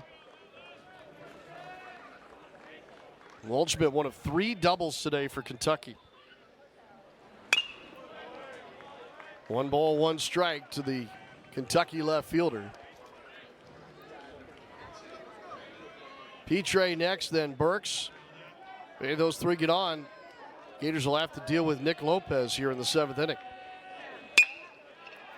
That one's lifted into left, and a base hit for Waldschmidt. It's his 3rd of the day. So the tying run will come to the plate here in the top of the 7th inning. Speaking of pesky, it's Emilian Petre. There's a look at Neely, who threw an inning midweek against South Florida. Hey, look, Kevin O'Sullivan knows how big this game is. And he's going to go with his best guys out of the pen as early as he can if needed. No reason to wait around at all. It's a 1-game series, isn't it? I mean, the rest of the way for the Gators. It really is. This is the playoffs started today. Actually, they started Tuesday night. Took care of your last midweek game. Runner started and then stopped at first. Even 1-1 to Petre. Yeah, I wouldn't worry about that runner at first base. They got the right side open for a guy that could pull the ball through. They're down 2 runs. I think they'd be pushing the envelope if they try to steal here. 18 stolen bases on the year for Waldschmidt. He's leading at first. Stays put, and that ball did not squirt away from Heyman. Good break for the Gators right there. No, they've had a run of Canadian players at Kentucky. Pitcher named Paxton, pitcher named Pompey, Alberts, big leaguer, all guys that were from Canada. Look at you in your notebook. Let me dig into how many French-Canadian players have come to Lexington, Kentucky. There goes the runner. Pitch is low. Heyman late on the delivery. Still threw a bullet down there, but not in time to get Waldschmidt. Yeah, it was the transfer is what killed him on that one. Oh, Kentucky pushing the envelope. 97th stolen base of the year for Kentucky. Well, the technique is sound right there. Nice low to the ground, head down, doesn't look. Kind of stuck the landing there at the end. Somehow hangs onto the bag. Yeah, but just a little late right there, and now Kentucky's got something going. See, that's another reason why I wasn't really thinking that was a good time to steal a base. Most recently out of the bullpen midweek against South Florida. Nobody out. And he deals one away. Now they get the runner hung up between second and third. Got one. There's another runner in play over to first. The tag is down. Oh, they got a double play.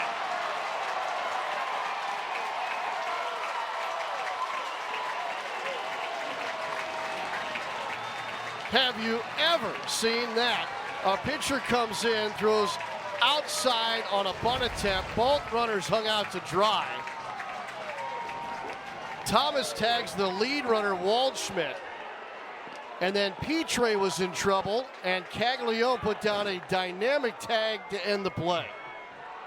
Unbelievable. And here's where we're not sure who missed the sign, because it was either going to be a double steal or a bunt. It's so risky to do a bunt and run kind of deal with 2 runners on, especially when you're down a couple of runs. So someone botched that. Both runners were going. It's not like only one went. Shelton ranging to his left. And all of a sudden, after the first 2 reached on a single and a walk, the inning is over. 2 outs, just like you draw it up, right? 88-91 on Hogan, and he also throws a sinker. So Thomas is going to lead off the inning for the 2nd time today. Last time he did so, he singled and eventually scored. Hogan's first to him is down and away. Hooser goes 6 innings, 5 hits, 5 runs, 4 earned. He walked 3, struck out 5, hit 1 batter. He is the pitcher of record. I saw Nick Mangione's reaction when that all took place. He just took a nice walk from the third base coach's box, a little bit towards left field in the foul territory. Thomas sees the way through. Second hit of the day for Dale Thomas. Good call, Kevin O'Sullivan getting Dale Thomas in the lineup now 2 for 3 and has led off 2 innings out of his 3 at-bats with base hits. It's his 4th multi-hit game of the year, and it sets the table for the top of the order. Cade Curlin looking for his first hit of the day. I promise you he will not be sacrificing. Promise you. Promise? Promise.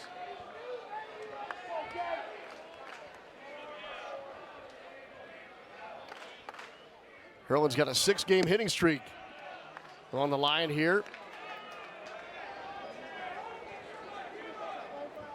2 of the 3 times he's been up, he's been retired by the center fielder McCarthy. The last one was a line drive, a rope right at McCarthy. Back to McCarthy again, when you know it. Barely had to move, 1 away. Well, he's hit 2 bullets to center field his last 2 at-bats. So that'll bring up Jack Caglione. You know the movie Spinal Tap, where at the end of the movie, Marty DeBerge says to Nigel Tufnel, they're showing him the amplifiers, and he's got the one that goes to 11. 11. Right? Yeah. That's my version. That's what I think of Cags when he hits. His amplifier goes to 11. The CAG shift is on. And he hits a rocket right into the shift. They'll get the lead runner at second. They will not get Caglione at first. 2 away.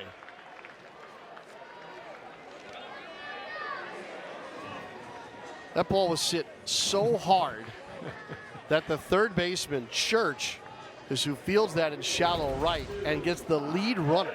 Take another look. That's such a good point, because you would never have this much time to do that unless it got to you in a split second. And the fact that they even had a remote chance of a double play on a ball hit to short right field on a ground ball.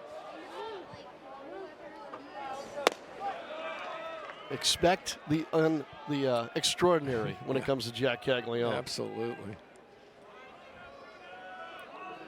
5-6 on the putout. The shift. Evans trying to be patient with that one. 1-1. Ty, sometimes it's such a different look when he lets the ball travel a little bit. Yeah. The compactness of his swing is dramatic. Especially that wind blowing out to right field as well.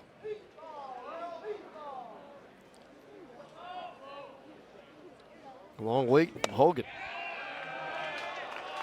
You know, Hogan's a guy that doesn't throw that hard. 90-91 sinker guy. So he's a guy you're going to have to wait on. Look for something away and let it ride it up in that wind. Are you surprised he has not thrown over to keep Cags close yet? He'd be the first not to. I'm surprised based on what we've seen the last 2 weeks, but yeah, it's probably not something he should be doing, especially with a potential home run hitter at the plate. 3-1 pitch. Good one. So full count here to Evans, who is looking for a multi-hit game himself. And I'm surprised at a 3-2 out count, they're holding the runner on first instead of behind him. That's unusual. Payoff pitch and a chance here in foul territory for Church. Oh, and it blew back fair. That wind is pushing towards center now, and everybody's safe. It's the shortstop's ball. Didn't call him off. That wind, I mean, look, they've been out there now, what, 7 innings. They got to know which way the wind's blowing. And this is where the shortstop's got to realize that and just say, hey, it's coming back towards me. That ball started well foul. And the wind's been swirling. As you can see, that just even in that shot, it's 2 different directions. You want the ball coming to you, not away from you.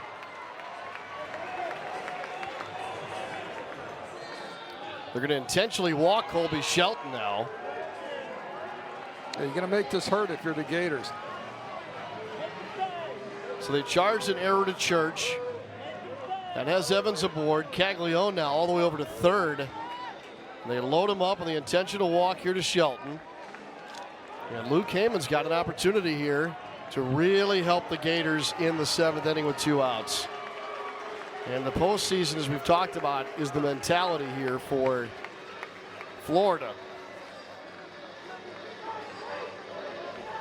And in a lot of ways, we talked about just win the day. In this case, it's win the at-bat. Win the at-bat. Take it pitch to pitch, and that's what they're going over. And I'll tell you another thing. He was hit by a pitch. You know, his last at-bat, he's probably saying, look, they come inside. You may want to take one off the elbow. It's a run. Just anything you could get out of this after what we just saw in the last inning with the botched base running, the 2-out error. If you can get a run out of this, it adds to the demoralization of your opponents. Yes.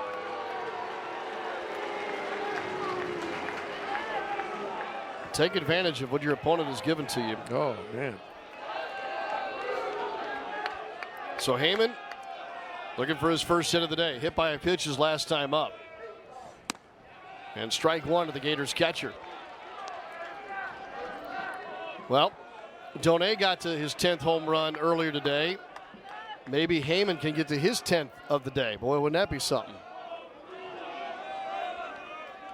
The 0-1 from Hogan. Popped it up. What will the wind do with this? Burks, the catcher, can't get a hold of it. Again, the first baseman coming in has to know that the wind's coming and blowing it towards him. I mean, they've been on the field now for 7 innings. That ball was the first baseman's ball. Especially with that much hang time. The last thing you want is your catcher with the wind blowing the ball further away from home plate towards first base, chasing it with equipment on. How many more gifts you going to get? Yeah. Kaggs dancing off third. That's in the dirt, back to the screen. Karams all the way out in front of the plate. Kaggs will score on a wild pitch, spiked by Hogan. So you asked. There's another one. There's another one. This is going to bounce through off the wall, comes right back. I'll tell you what, it is rock hard out in front of home plate. We saw an infield hit because of a trampoline-like bounce off the apron earlier. That ball took off on that rock hard apron in front of home plate. And Heyman waves and misses on a pitch way out of the zone. But man, the game Precarious because then you go into Hoover perhaps at 500, and you don't want to do that having to win multiple games at Hoover. So the difference between 11 and 13 wins is shown by the chalkboard there. Yeah, it's exponentially raises your percentages. Yeah, 13, especially with that strength of schedule, Gators will be fine because they'll be 2 over 500 going into Hoover, and that's what you want to be at. We're into the 8th. Brandon Neely is facing Nick Lopez here to start off this top of the 8th. Daly, then Nicholson to follow. Neely came in and got 3 outs in like 2 pitches. Seriously, in the 7th, if you're just joining us. Absolutely. It would take me an inning to work you back through it. Bottom line is you got Burks to ground out to end things in the 7th. I mean, we have seen a slew of bad base running from Kentucky today. I mean, just over and over again in critical situations, and some bad defensive plays as well. I'll tell you what, again, I don't want to get a little salty here, but if Kentucky loses the regular season championship by 1 game, they'll think back to this one. Yeah, they had a ton of opportunities. Yes. Their lead is 1 game heading into these final 6. Lopez walks here to start the 8th. And how big is that run now for the Gators in the bottom of the 7th? Man, it's massive. I mean, it's one thing when you say you run yourself out of the inning if you try to steal and get thrown out, but they just take off. And that's been the problem. They got picked off a couple of times. Petrie just took off on a bunt attempt off of first base. He wasn't waiting for the ball on the ground. That's what caused that double play. Daly has one of the 3 Kentucky doubles on the day. 1 ball, 1 strike to the Wildcat shortstop. So Neely now, after walking the leadoff hitter, maybe a punch out here. 0-2 pitch. Try to get him to chase. 1 ball, 2 strikes.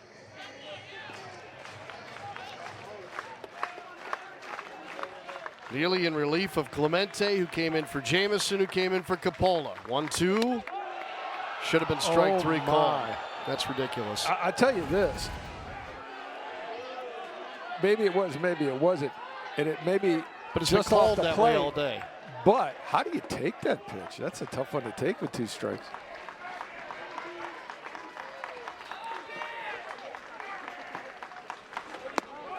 Now you're going to get him. 1 away. Down looking is Daly. He took 2 interesting pitches right there to end the at-bat.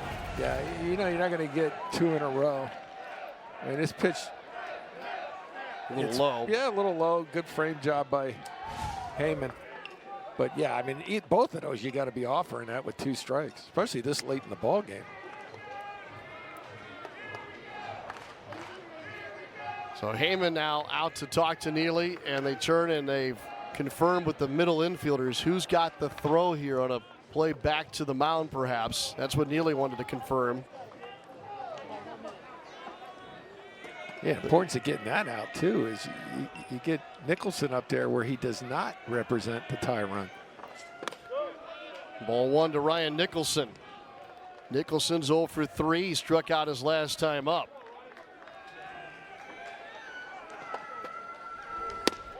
At the knees for strike 1. Gators have turned 23 traditional double plays this year. I would call the one in the 7th not traditional. Yeah, either with Nick Mingione. This is all Brandon Neely here. There is nobody up in the Gators bullpen. Yeah, and Sully knew he had to get this win.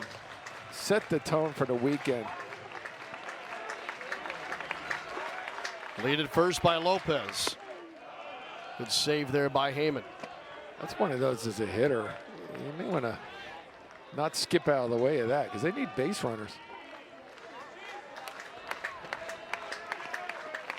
2 balls, 2 strikes.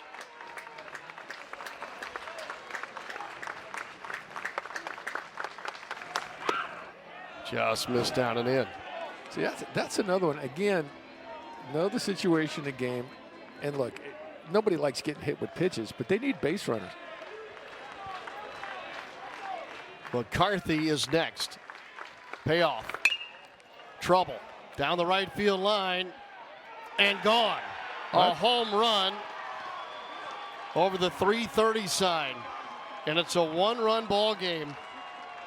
And that was the beauty of getting out Daly because of this guy's home run power.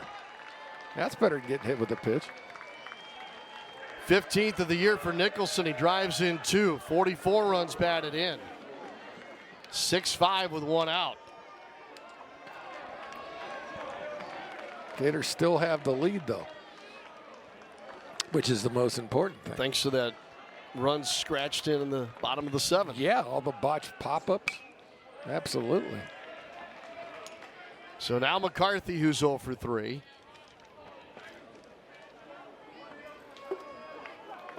Gators will send up Dene, Shelnut, Yost. 6, 7, and 8 in the bottom of the 8th inning.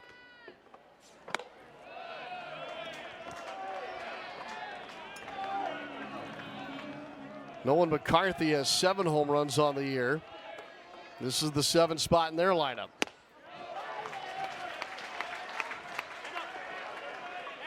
He's got some good run right now on the breaking ball. Can he corral it here? 1-2 pitch. Swing and a miss. 2 gone. It's a big second strikeout of the inning for Neely. And a good response after the home run. Nice slider right there. Got him to chase after it. Watch the tightness of this. Oh, yeah. Nice work by our crew. You could see the dot. I love that slow-mo camera we It have is this year. fantastic. Now James McCoy, the right fielder. He's been a little bit of a problem here in the 8 spot. 2 for 3, pair of singles. I remember when our producer, Scott Snyder, said to me, hey, we got this slow-mo camera. You're really going to like it. Boy, do I ever. 'Cause you could see the spin of the ball. You could tell haters ever had. Let's see if he gets Neely reset. 22 pitches thrown in the inning for Brandon Neely.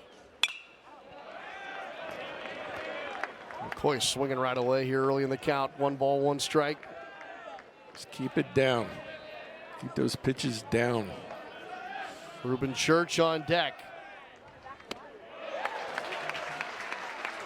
That breaking ball is really now moving away from those bats. 1 ball, 2 strikes. He went slider, slider. Last at bat to get the strikeout of McCarthy. So this time. Yeah, try to get him back foot right there. Didn't chase it. On a hot and humid afternoon, Neely ready to roll here. Had to wait for McCoy to get back in. Ground ball left side, base hit.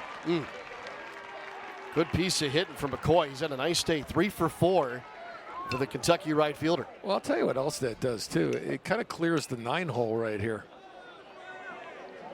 And they're going to go to a pinch hitter. So Church is called back to the dugout. And Small will come to the plate.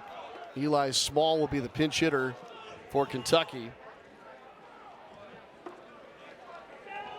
Eli Small only has 1 SEC at bat on the year and 9 for the season.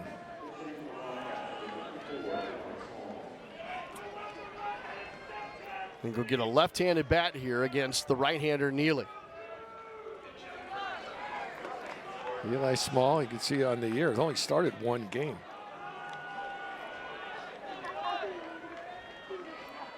McCoy has 6 stolen bases and draws the throw over. That was close. Yeah, this is his 3rd plate appearance in SEC play. Got hit with a pitch, struck out in his other 2.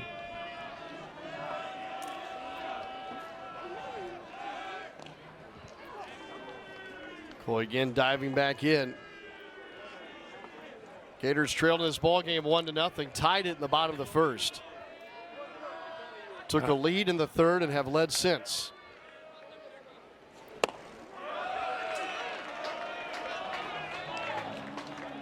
McCoy at first, 6 for 6 in stolen bases on the season. He represents the tie run, so that is in play. Caglione tried to keep it fair. Doesn't work that way. He tried to do the old football play. Catch it with your feet in bounds, but that's not how it works.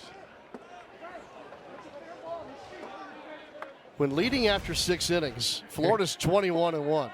This is not a catch. Yeah, you got to try to stay in bounds. Been watching too many of the NBA playoffs, I think. Small looked like he was chopping wood on that swing. Well, you would know about that, Mr. Travel Man. What city am I in? What I day don't is it? know. Where's Sean? Not where's Waldo. Where's Sean?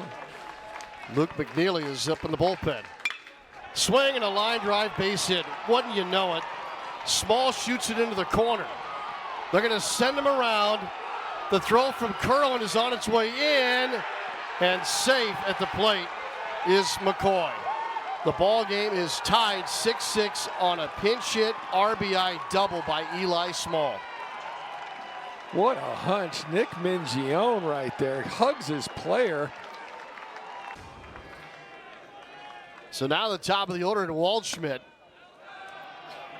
This is the 7th man to bat in this top of the 8th inning for Kentucky. And a dangerous one at that. So it's, Neely's got to refocus here.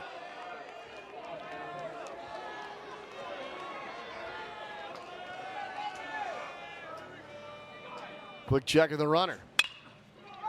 Dale Thomas with 2 outs will send it across, but damage is done. Gargett is the new shortstop for Kentucky. As Church was pinch hit for, and boy, it was a big move. Eli Small came in to pinch hit for Church in the 9 hole, stroked a 2-out double, an RBI into the right field corner. So Brody Donay at the plate with this game in the balance. This has been a good inning this year for the Gators. They've scored 48 runs in the 8th inning. That's their 2nd highest output. Second only to the 58 runs now up to the moment in the 1st inning of games. Donay homered earlier. And he swings and misses to make it 1-1. And Donay has to think, hey, look, I already hit a home run. So they're going to pitch me away. Get it up in that wind stream in right field. It's been blowing out to right hard all day long. Next to Brody Donay, right down central. Our partner just about jumped out of the broadcast booth. Oh, he hung him a slider there, got away with one. Shelnut on deck. 6, 7, and 8 in the lineup. O'Brien with the 1-2 pitch. A one hopper, a hot shot off that new shortstop Gargett. Throws not in time. That's a very electric way to welcome Gargett to the infield off the bat of Brody Donay. They're looking to see now if they want to challenge it. That ball was smoked. I think, look right there like he beat it. A lot of top spin, ate him up. Actually did a nice job staying with it. He's clearly safe. At least that's the way it looked to me there. Remember, there's no such thing as tie goes at a runner. It's you're either safe or you're out. There's no rule that says that. But you got to remember, the call is safe. Yeah, there you go. One challenge and has one challenge remaining. Brandon Cooper, the crew chief, in communication with Birmingham. All right, so what does Sully do here right now? We know that Shelnut can bunt. He's a power hitter, but we've seen him lay a bunt down. We saw him lay down a great bunt for a base hit the other day. I mean, here we are at the bottom eighth of a tie ball game. Chuck Girolamo went through the signs. Shelnut steps in. So we know he's capable. Let's see what Sully decides to do here. Double play depth up the middle defensively for Kentucky. Pretty good pitch there by O'Brien. Misses for ball 1. I'll tell you this, Kentucky is not even thinking that he's going to lay a bunt down. They're playing deep. Daly's about 2 steps off the third base bag. That one is ripped and down fair into the left field corner. Donay's on his horse. Taylor Black's going to wave him around third. The throw to the plate is high, and the Gators take the lead on an RBI double by Tyler Shelnut.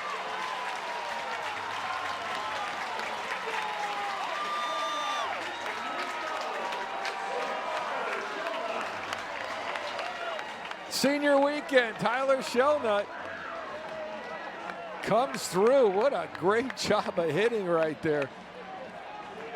As he just destroys that pitch down the line. And a great job by Donay going hard all the way around from first base.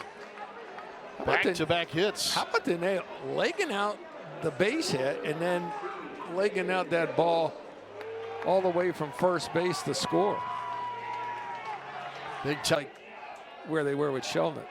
He goes to 154 hitter with runners on. Pops a bunt back to the net. The runners in scoring position. It's 0-77 for the freshman. Yeah, you want to bunt it right at the third baseman. That's the play. If you do that, you get it down. If you bunt at third base, and he's got no other play but to go to first base. So that's where you're looking to bunt it. Third baseman now was the shortstop, Daly. Around early, pulls it back.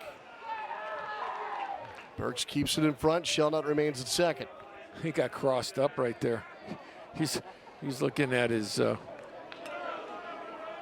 Everybody's rechecking their bracelets here to see. Wait a minute now, because you can see the way he caught that ball. That wasn't the pitch he was expecting. Now, if you're going to bunt it, show it. That's it. Show it early. There you go. There you go. Got it down. They'll make a play at third. Out at third base is Shelnut. And that's the only way you're going to make that play defensively. If you do the old Anthony Rizzo, Keith Hernandez play where your first baseman comes crash, total sellout to make this play. It's not an awful bunt, but it's one of those where it's going to play into, if they're selling out with first base defensively, they're going to make that play. Taylor Black immediately pointed to the left hand of Shelnut. And the Gators are going to challenge this call at third base. Yeah, let's see if he tagged him up too high. And that's the thing. I tell you. See, here's the thing. The throw beat him. And a lot of times that will kind of mentally decide with an umpire what's going on. But this is a tag play. This isn't a force. So you got to put the tag on. And like you said, that hand could have gotten in. That shoulder tag may have been a little too late. Take another look from this angle here. This is the first angle we looked at. He looks safe from that angle. Well, I think the hand got in. This could be the one you want. Yeah, he looks safe. Review, the call of out is going to be overturned There to you safe. go. The runner is safe. So the sacrifice bunt is good for Yost. Or you could just play it up with that hole on the right side. A lot of options. Thomas batting .250 with runners in scoring position. Boy, I'll tell you what happened right there. They threw over to first base. They're expecting Thomas to safety squeeze. That's why they threw over to first base on the first pitch to see if he would show bunt. Last time Thomas had a multi-hit game was April the 14th. He's got 2 today. And the count now 1-1 as Thomas did not get back in time. So the umpire has evened the count.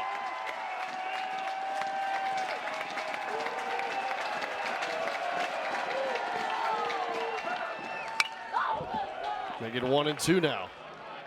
Top of the order next for the Gators. Grabbed a run here on an RBI double by Shelnut in the bottom of the 8th inning to take the lead back.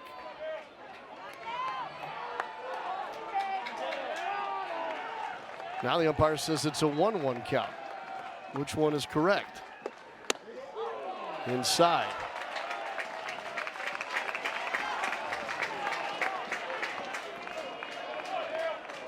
So 2 balls and 1 strike, now the correct count. They've adjusted the scoreboard in right field. Slash foul over the top of the first base dugout. Boy, so far it's been a Dale Thomas day. And a big hit here could just put a stamp on it. Well, you'll look back to his production here in the 9-hole and what it's done to have one of the better offensive days in the conference for the Gators here. This is going to be a good for a run. McCarthy back to make the catch.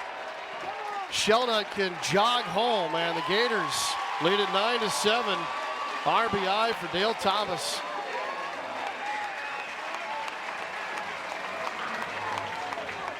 Good base running by Shelnut, getting to third base, and Thomas continuing his great day of production. So look at the 8 and 9 in the lineup here in this inning. Yost with the sacrifice bunt, sacrifice fly. And you saw Donay, running well. That's been a difference. Gators have out base run Yes. a team that's known for their base run. Top of the order now in Curlin. And it's not even close. The Gators have run the bases so much better than Kentucky today. And that's the little things of the game of baseball that come back to win. Yost leading from first. Draws another throw. So Curlin is looking to extend a 6-game hitting streak. He's 0 for 4 today. All right, let's talk about this situation here. Whatever you do, you don't want Curlin to make the third out, right? That's what we're all dealing with here. Tough one for Daly here. And he slings it across. The bad Yost news goes to second. Yeah, the bad news is first base is empty. Yeah, Curlin now 0 for 5. And Caglione with that empty base coming to the plate. Yeah, that's not going to be for long. And he will walk for the 3rd time today.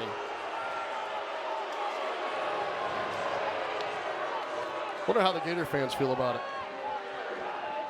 They're deciding now.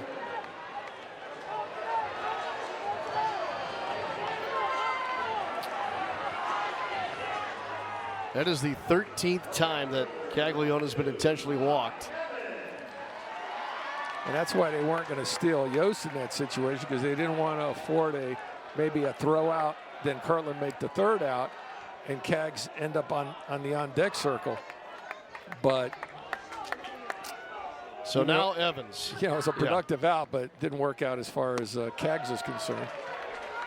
Now it's up to Evans to get more tack-on runs. So RBI came back in the first. The Gordon Gekko part of the game. Greed is good, as Gordon Gekko would say in Wall Street. Trying to add the two onto the 2 runs scored in this inning already. 431 batting average with runners in scoring position. Not a bad 2-out hitter as well. 2-0. Now 3-0. And see, here's the other thing. Shelton's coming up. They already intentionally walked Shelton his last time up, and there'll be nowhere to put him if Evans reaches here. With a 3-0 count from Jackson Novi. Outfield deep and straight away. The pitch. Takes ball 4 inside. They're loaded for Shelton.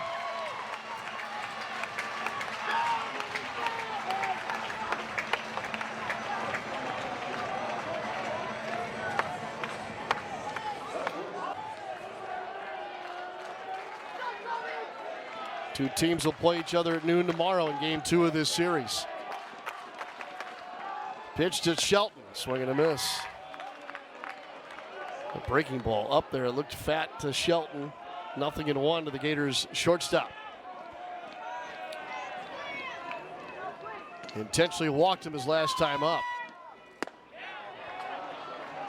And now quickly 0-2 to Shelton, the 8th man to bat in the inning. Yeah, and you're a home run hitter, yeah, you got power, but right now you got to shorten up, just put it in play somewhere.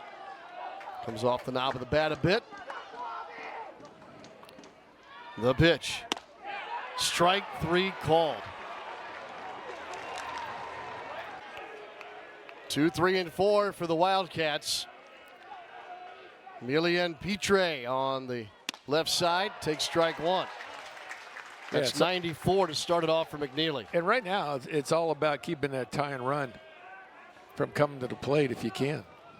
Pitre has reached twice today, 1 hit. Devin Burks, the catcher, will be next. Then Nick Lopez, the designated hitter. Kentucky with 14 road wins this year, 9 in the SEC. Line drive out, stabbed by Curlin. Big first out in the top of the 9th. The 9 SEC road wins are tied for the most in Kentucky program history. Now Devin Burks, who is without a hit today, but has found himself on base 3 times. Hit by pitch, reached on a fielder's choice on a bunt attempt, and then walked and scored. And you want to keep him off because Lopez lurking on deck.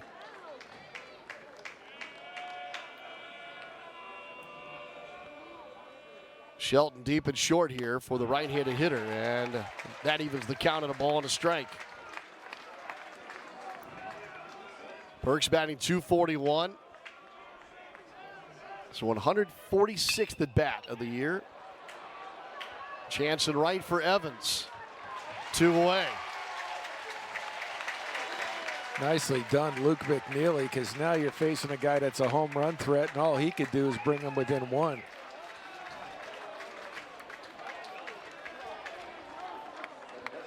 Friday wins have been hard to come by for the Gators. Or game 1 wins, I should say, in series. When it comes to SEC play. And boy, you're not kidding. When I see this guy step in, I don't want to see anybody on base. I don't know if I saw that right, but I just registered at 99. 1-0 to the DH, down and in. Yeah, 1 more to get. Those are always the hardest, but all about throwing strikes here. You don't want to mess around. Go ahead and attack. There you go. That one's fouled away. Yeah, you don't want to nibble and bring the tie and run to the plate. Let him hit his way on if he's going to get on. This run means nothing. 1 game 1 win in SEC play for the Gators this year. You got to go back to Mississippi State on March the 29th. Look, this Gator team can prove they can play with anybody. I mean, we've seen it. You know, won a series at LSU, beat Texas A&M, beat Mississippi State, all, you know, those last two ranked. So the tying run will come to the plate in the form of Mitchell Daly, and Kevin O'Sullivan's going to come out of the Gator.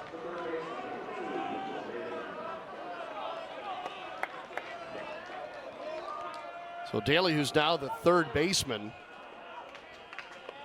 after starting the game as the shortstop.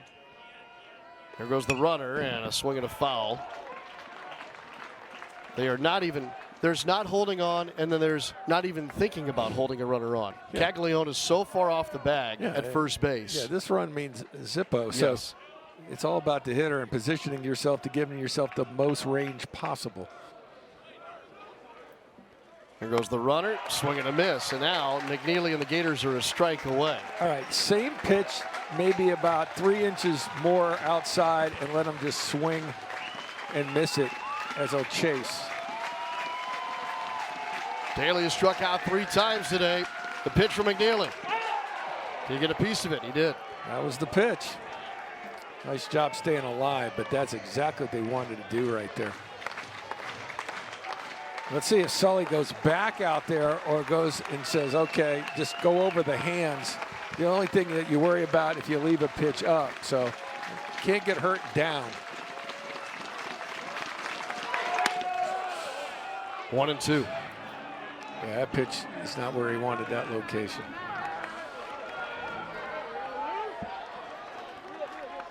Daly is batting .383 with runners in scoring position. I like that slider, outer third away, let him go fishing.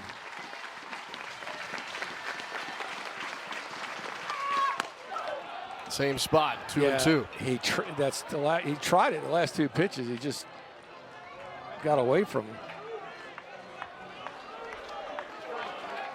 Whose heart is beating faster right now? Luke McNeely or Mitchell Daly? Yeah, it's definitely on the hitter. Upstairs again, 3-2.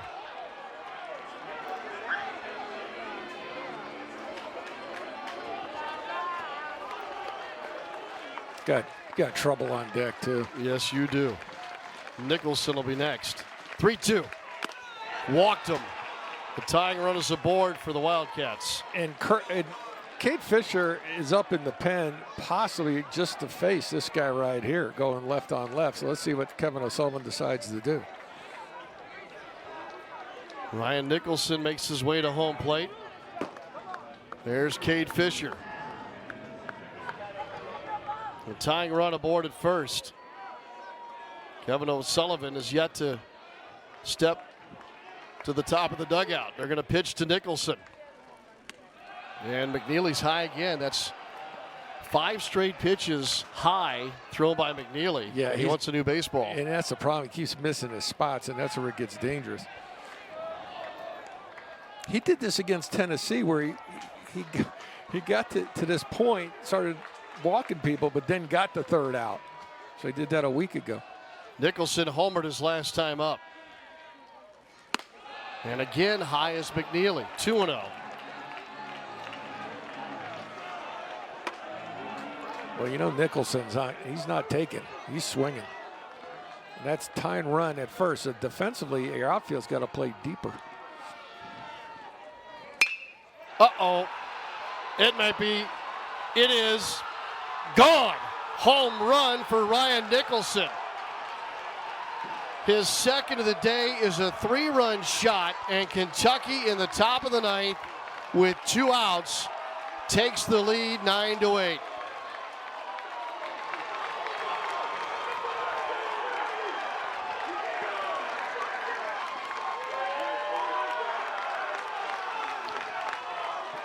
Back-to-back walks, Lopez and Daly, they come in on home run number 16 of the year for Ryan Nicholson. That's the guy you didn't want to face right there with that massive power that he has. And that part of the lineup, too. He's sitting down there in the 6th hole.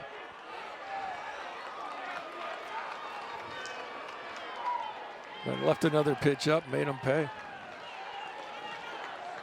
It has been a wild Friday here in game one. Well, it's not over yet. No. But I tell you, that's one heck of a comeback with 2 out, nobody on. So now Nolan McCarthy, who's 0 for 4, and McNeely's up and away to start him.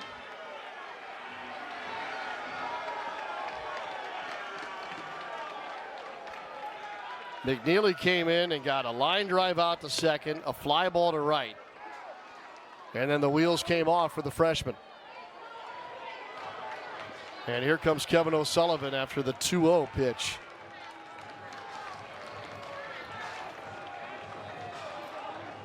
And a call to the bullpen here, mid-count. Mistakes and defensive lapses that Kentucky has had, they kind of hung in there, didn't they? They certainly did, but they do so on the strength of 12 hits. Yeah. And the Gators have left 8 on base today.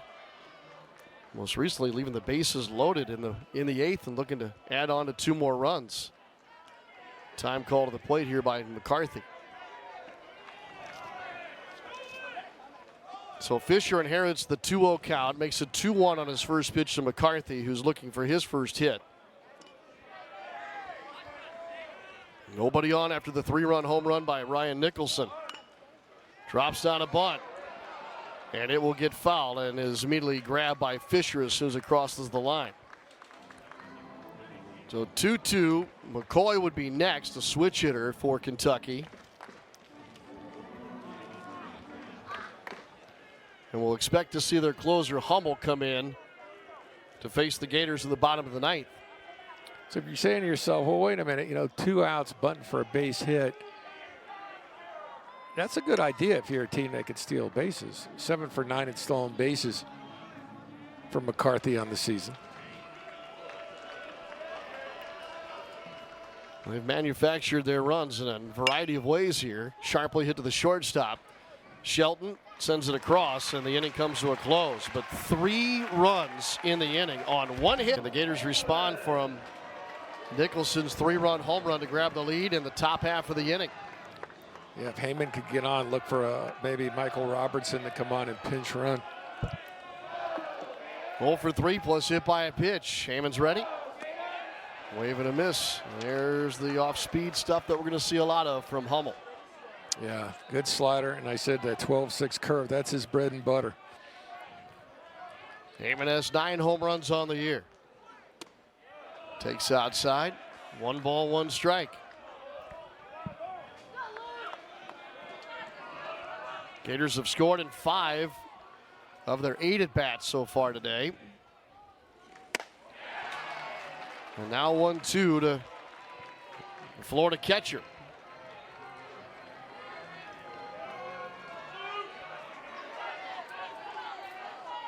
Kentucky trying to nail this down and stay out in front in the SEC with a couple big games tonight. Tennessee Vanderbilt's one of them. They will get started at the top of the hour. Yeah, Heyman needs to fight and claw and scratch here any way he can to get on base.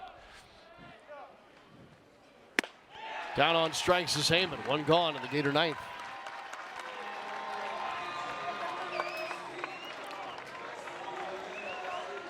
So that'll bring up Brody Donay, and he's had a pretty good day today. Isn't a real good day. He is 2 for 4. It is 10th home run of the year to lead off the 4th. He singled last inning in the 8th, came around to score one of the 2 runs. The Gators scored in an 8th inning to break a tie. And once again, they're going to pitch him away, look away. That wind's still blowing out to right. No day. Home run threat to tie this thing up. This will get out of play back behind home plate. And with Hummel as their closer out there, they've got some relief help getting ready in the bullpen just in case.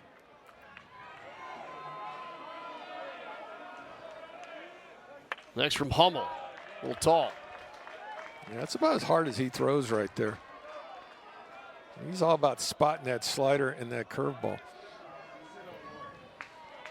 Outfield is deep and straight away. That's a ground ball toward the new shortstop. Gargett throws it across, and the Gators are down their last out.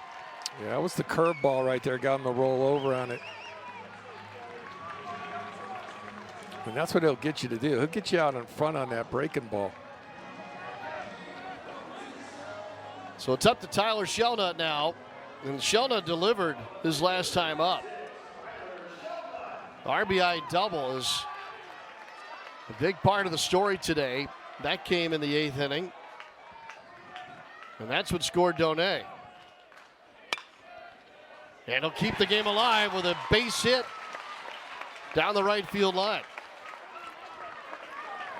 Down the line, they were playing them again to go that way as they did all day. So great job by Shelnut to keep this thing going. And we'll see if they stay with Hayden Yost, who will come up in the 8-hole here for the Gators. Shelnut with a multi-hit game, his 13th of the year, and now Hayden Yost. Yost is hitless today, but he has reached twice. 3 doubles on the year, and wouldn't this be a spot for your first collegiate home run? Wouldn't it?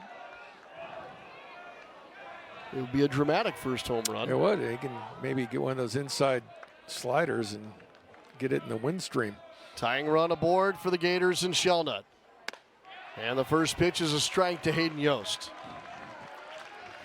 And if he can keep this thing alive, Dale Thomas, who's red hot today. Yeah, it just seems like it's is going to the come. next circle. Yeah, he seems like he's destined to be the hero of this thing.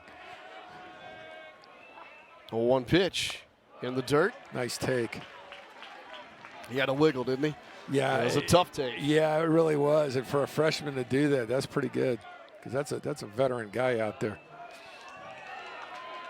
Batting .246 with his work today. Up to the minute. 1-1 to Yost. Again, low. Good block by Burks back there. Burks smiles. He keeps that tying run out of scoring position. Yeah, that's important.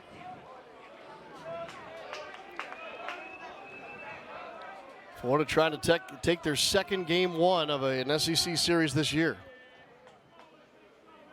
Need to do it again in comeback fashion.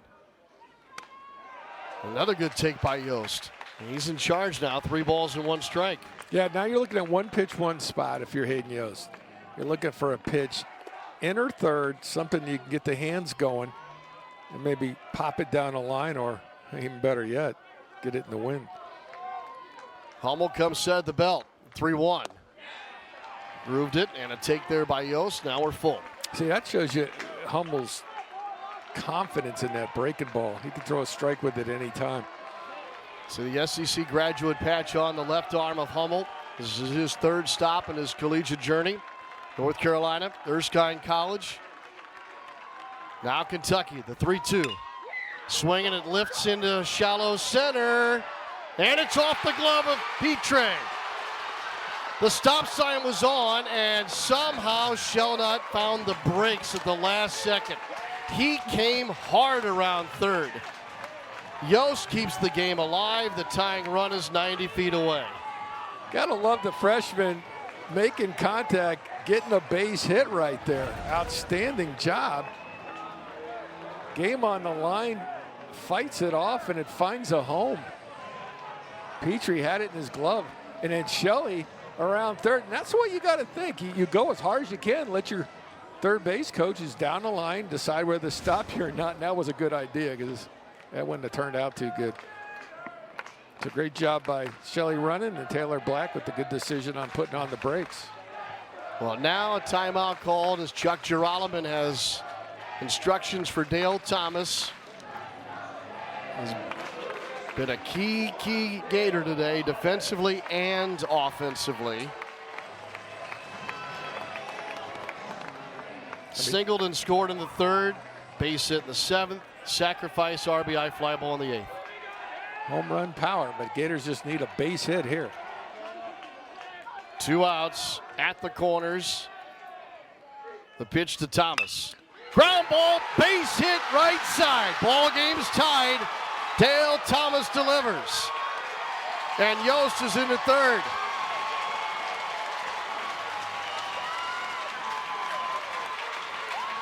You go, Dale Thomas.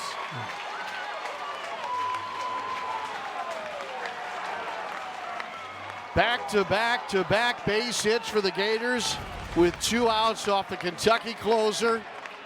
Thomas hunting first pitch. Got a hanging slider inside outs it, which I think is a great piece of hitting right there.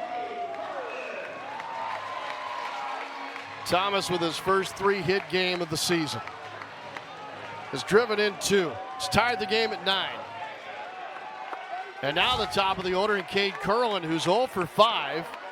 Now with a chance to win the game. The runner goes to second. Thomas without a play. And what that does, it takes the force off on any play that's going to have an infielder up the middle backhanded and have a chance to make a short throw to second. That takes that away. And we've seen Curlin smoke some balls to center field today. The 1-0 to Cade Curlin. In the dirt, Burks blocks it. Keeps Yost at third base. And guess who's on deck? And if somehow Curlin works a walk right here, they're going to have to pitch to Mr. Kaggs, and it would be only fitting for him to come up with the game on the line. Full windup for Hummel. 2-0 to Curlin. Off his foot. The sophomore. Chance to win it here for Florida. Welcome to the SEC. Indeed. Huh? If you love baseball in the SEC, you're here. 2-1. Another one off his foot. What a great game. I mean, this game's had it all. 2 balls and 2 strikes. It's had heartbreak on both sides. And we're still playing.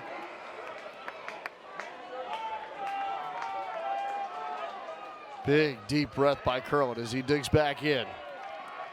The game-winning run is Yost at third base. The 2-2 pitch. Swinging a high fly ball into center. McCarthy backpedaling, makes the catch, and Kentucky. There's no question about it. Needing to win 3 out of the next 6. So Cade Fisher working here in the 10th. 8, 9, and 1. In the Kentucky lineup, starting with James McCoy, the switch hitting right fielder. Fisher is the 6th pitcher of the day for Florida. Been a long day at the ballpark for both teams. And did he swing? No, says on the appeal. So it's going to end up being hit by pitch, and that's going to have the Gator dugout pretty upset here. Well, if he offered. Take a look at this.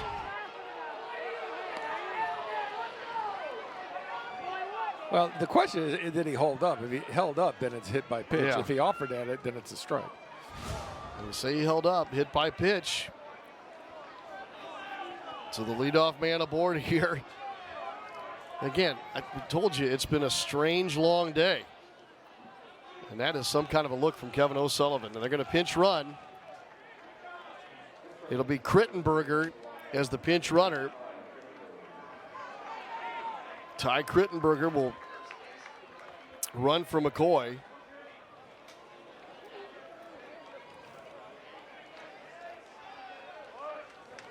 And Gargett, the shortstop, lays down the sacrifice bunt. Thomas looked at second, goes to get the out at first base. So a sacrifice by Gargett, his first appearance at the plate after coming in defensively. Yeah, and something they do well, their 30-second sacrifice bunt completed on the season. That sets the table for the top of the order, and here comes Waldschmidt. Yeah, this is where got some tough outs to negotiate through here. So Crittenberger with a decent lead at second. Here's the pitch to Waldschmidt. He thumbs it in there for strike 1. Ryan Waldschmidt is 3 for 5 today. He has singled twice and he's doubled.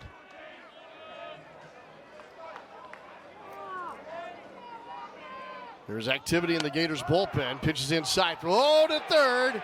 Not in time. Crittenberger swipes the bag down at third base. He's 90 feet away as the go-ahead run. And, you know, against a left-handed pitcher, slow to the plate, that's something that's you take advantage of at times, and they did. Now you got to bring the infield in. So with one out, they creep into the grass.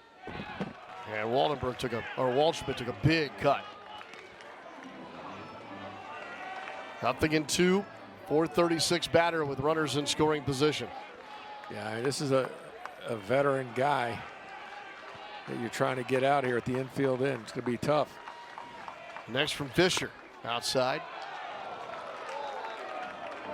Kentucky scored 2 in the 8th, 3 in the 9th to take a lead.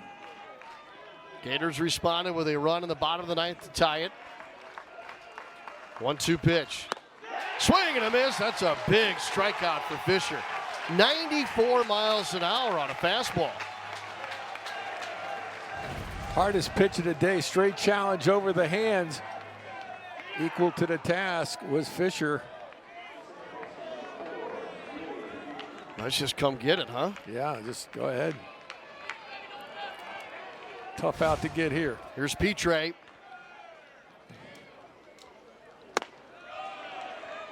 And pressure here on Heyman to anything buried in the dirt, got to keep it in front of him. That runner at third base. Petre's single came all the way back in the third inning. And one of the better balls he hit all day was the line out to start the 9th inning when he lined out to Curlin. Next from Fisher. Where was that? And that's a pitch he's been calling.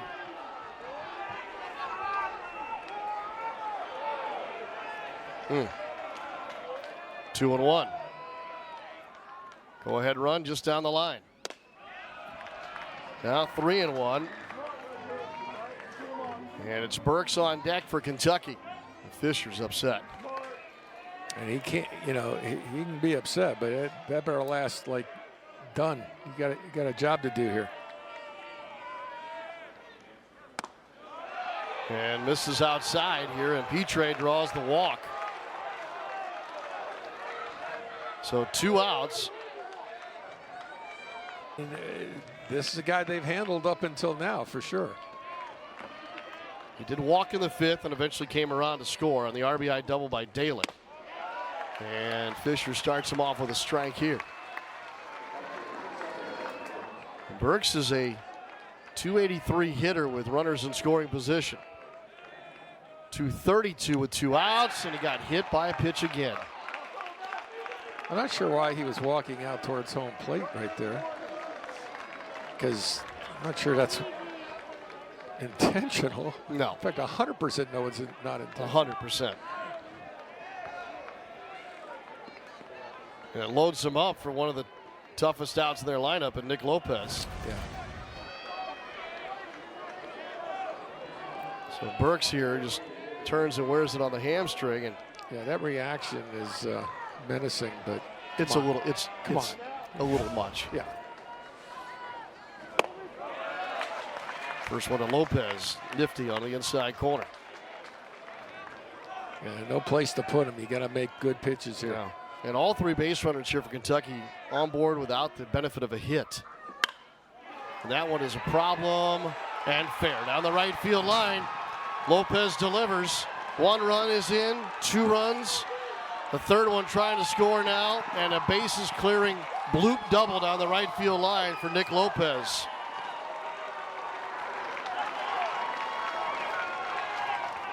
A hit batter and 2 that walked all come in to score. And it's 12-9. Changeup that stayed around home plate and keeps his hands back because it's off speed and goes with it. And we talk about Lopez being such a good hitter. The transfer from USC. So here's Mitchell Daly up and in to start the now 3rd baseman for the Wildcats. Daly walked and scored in the 9th. Back up here in the 10th. Pitch from Fisher, wave and a miss. The Gators will send up 2, 3, and 4 in the lineup. Caglione, Evans, and Shelton in the bottom of the 10th inning. Yeah, the bad news is Cags can't be a winning or tie run. No.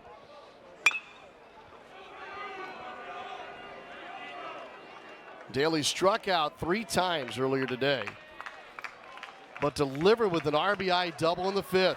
His 37th run batted in this season. He takes inside here, and it's 2 balls and 2 strikes. And Daly's been good with runners in scoring position this year as well, 383.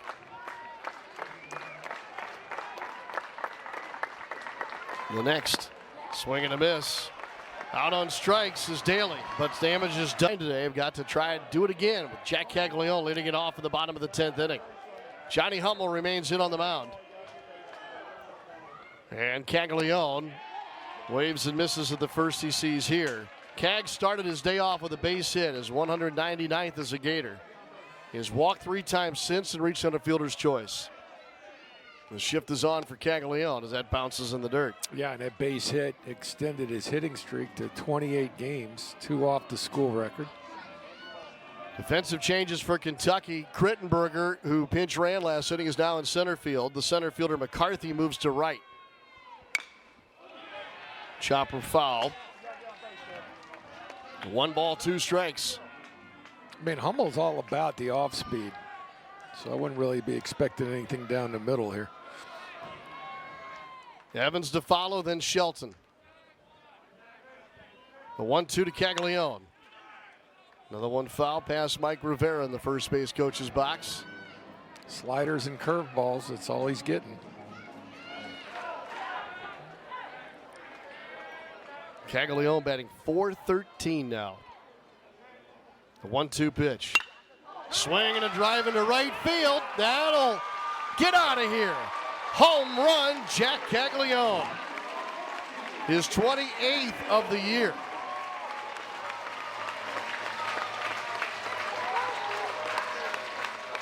It's his 200th career hit.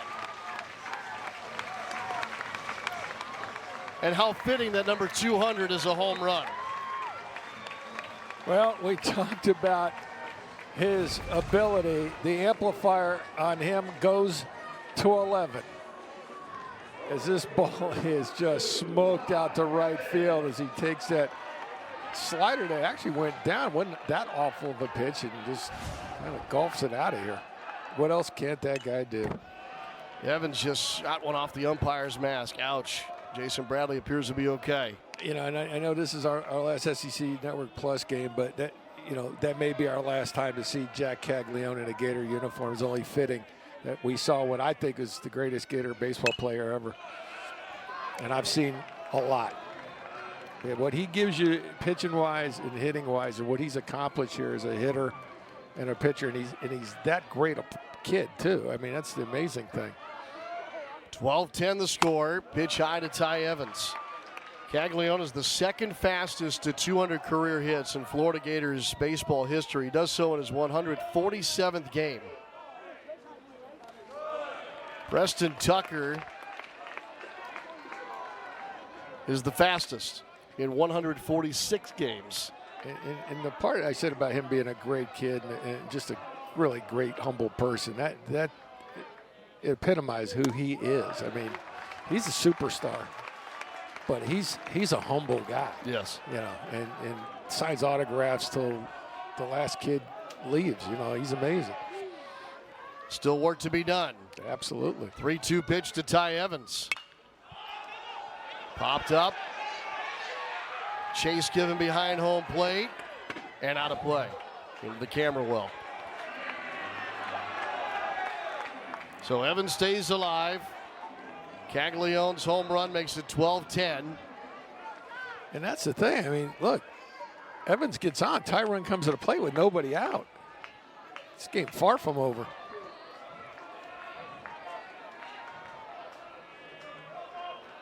How fun will it be next weekend in Athens, Georgia, with Caglione and Condon on the same field together? 3-2 pitch. High pop up into center field. Krittenberger, new to the game defensively, is there for out number 1. I mean, next weekend in Athens, you'll have Condon, who just reset the BB-Core era home run single season record, 34th last night. The guy who broke it with his 33rd last year, Jack Caglione. Yeah, and the all-time record still Pete Incaviglia with 48. So here's Shelton. He's homered today. I actually talked to Pete Incaviglia. I talked to him from a scouting standpoint all the time. And I said, what was that like when you hit 40? He goes, you know, back then there was no social media, so it really wasn't even that big a deal. Outside. He said, I hit him, and then they said, yeah, I broke the record, and I had a little moment, and that was it. We played on. He says, there's no social media. Nobody cared. His biggest moments were to follow after that. Absolutely. 1-1 to Shelton. Drilled to right. That's his second home run for Colby Shelton today. And it's a one-run game. Far from over. And that's a great sign of things that come too, because Colby Shelton is a bat. If he heats up in the last part of this season, that's going to be huge going forward in postseason play. Shelton with his 12th home run of the year. Almost the same type of pitch he threw to Keggs. Hangs him a slider. This one up a little more.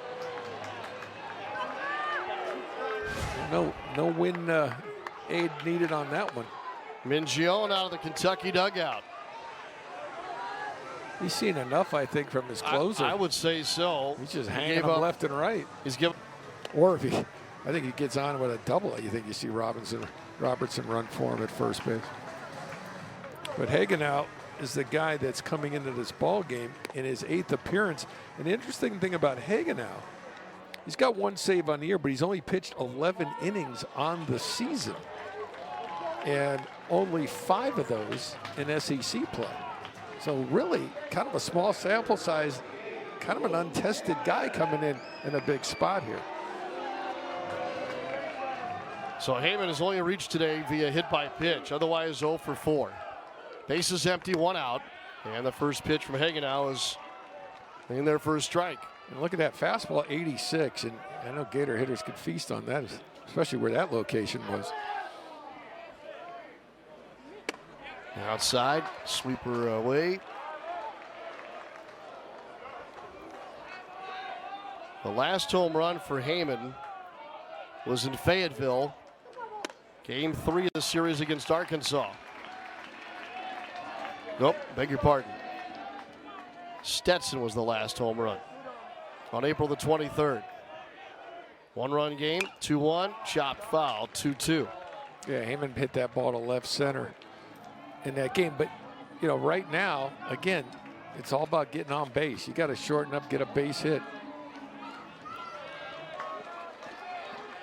Heyman now batting .235.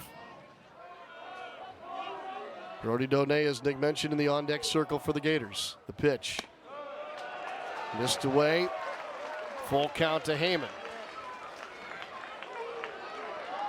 The Gators have had an answer all day long after trailing 1-0, even back in the first. Heyman shoots one through the middle. The tying run is aboard for the Gators with 1 out. And Luke Heyman with a big first hit of his day here in the bottom of the 10th inning. How about that on 3-2? Man, I'm paid. The only reason why you wouldn't get a pinch runner here is because you have both catchers left in your group that, well, they're going to go with Jalen Guy as your pinch runner here. Okay. All right, so they're going with speed. And you have to. I mean, look, you got to go with your fastest guy on base here. And he and Robertson both fast runners. So Brody Donay will step in. And if this game were to go to an 11th, you would assume then the Gators would lose the DH. Donay would go into catch. Correct. And Burks needs time. Speaking of catchers, Kentucky catcher. It's one of those things, Sean, as a coach, you're like, hey, we're going to worry about that if we have to, right? And if they have to worry about it, that means good things happen, and at least you tied the ball game up is what it means. So right now, you got a guy in Donay that is a home run threat, no question about it. And you have a guy up there that has thrown some pitches right over the heart of the plate I've seen here in the first hitter. Hanging out, comes set. Pitch to Donay. Breaking ball away. Again, as we've seen it, and that's where all the home runs are going. Right field, that's where the wind's blowing. If he could take a pitch out or third, keep his hands back, body back, and shoot it that way, we'll roll the credits. 1 ball, 1 strike. Donay's homer came back in the 4th. The solo shot to lead off that half inning. Ryan Hagenau is the 6th pitcher for Kentucky. 1-1. That's a tough one to take. It looks tempting, and he held off. It's got a little bit of run at 87 on it. I think he's got that fastball measured. Jalen Guy, the pinch runner at first base. Tying run aboard. Draws a throw. Yeah, so if you're saying, well, how come Jalen Guy isn't trying to steal second? Well, you got 2 outs to play with, and you got a guy that could walk this thing off. Just let it play out with your hitter.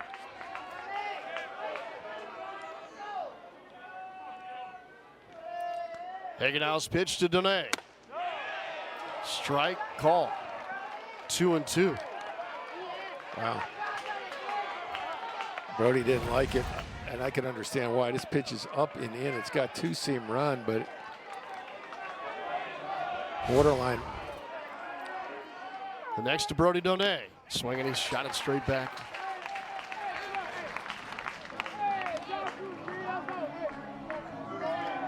Again, I mentioned not a lot of innings from Hageman. 11 on the season, and we're in May. They thought they had the answer in Hummel. Their closer with 6 saves. He got roughed up across 2 innings. Hagenau comes set. The 2-2 pitch. And that hit him. Or did it hit the bat? Oh, it hit the bat. So it stays 2-2. Yeah, watch it hit the knob right here. Right on the end of the bat. Gators are glad it didn't go fair. They're playing their outfield about as deep as you can play it. That's called no doubles defense. The next to Brody Donay is wasted away foul off to the right side. Wow, that pitch he just missed from going right side with it. You can see they're practically on the warning track all the way around. That's no doubles defense. Keep that runner from scoring. 2-2 pitch. Ground ball. Olade grabbed. Might be 2. It is a double play. 5-4-3. And the Gators come up short in the bottom of the 10th.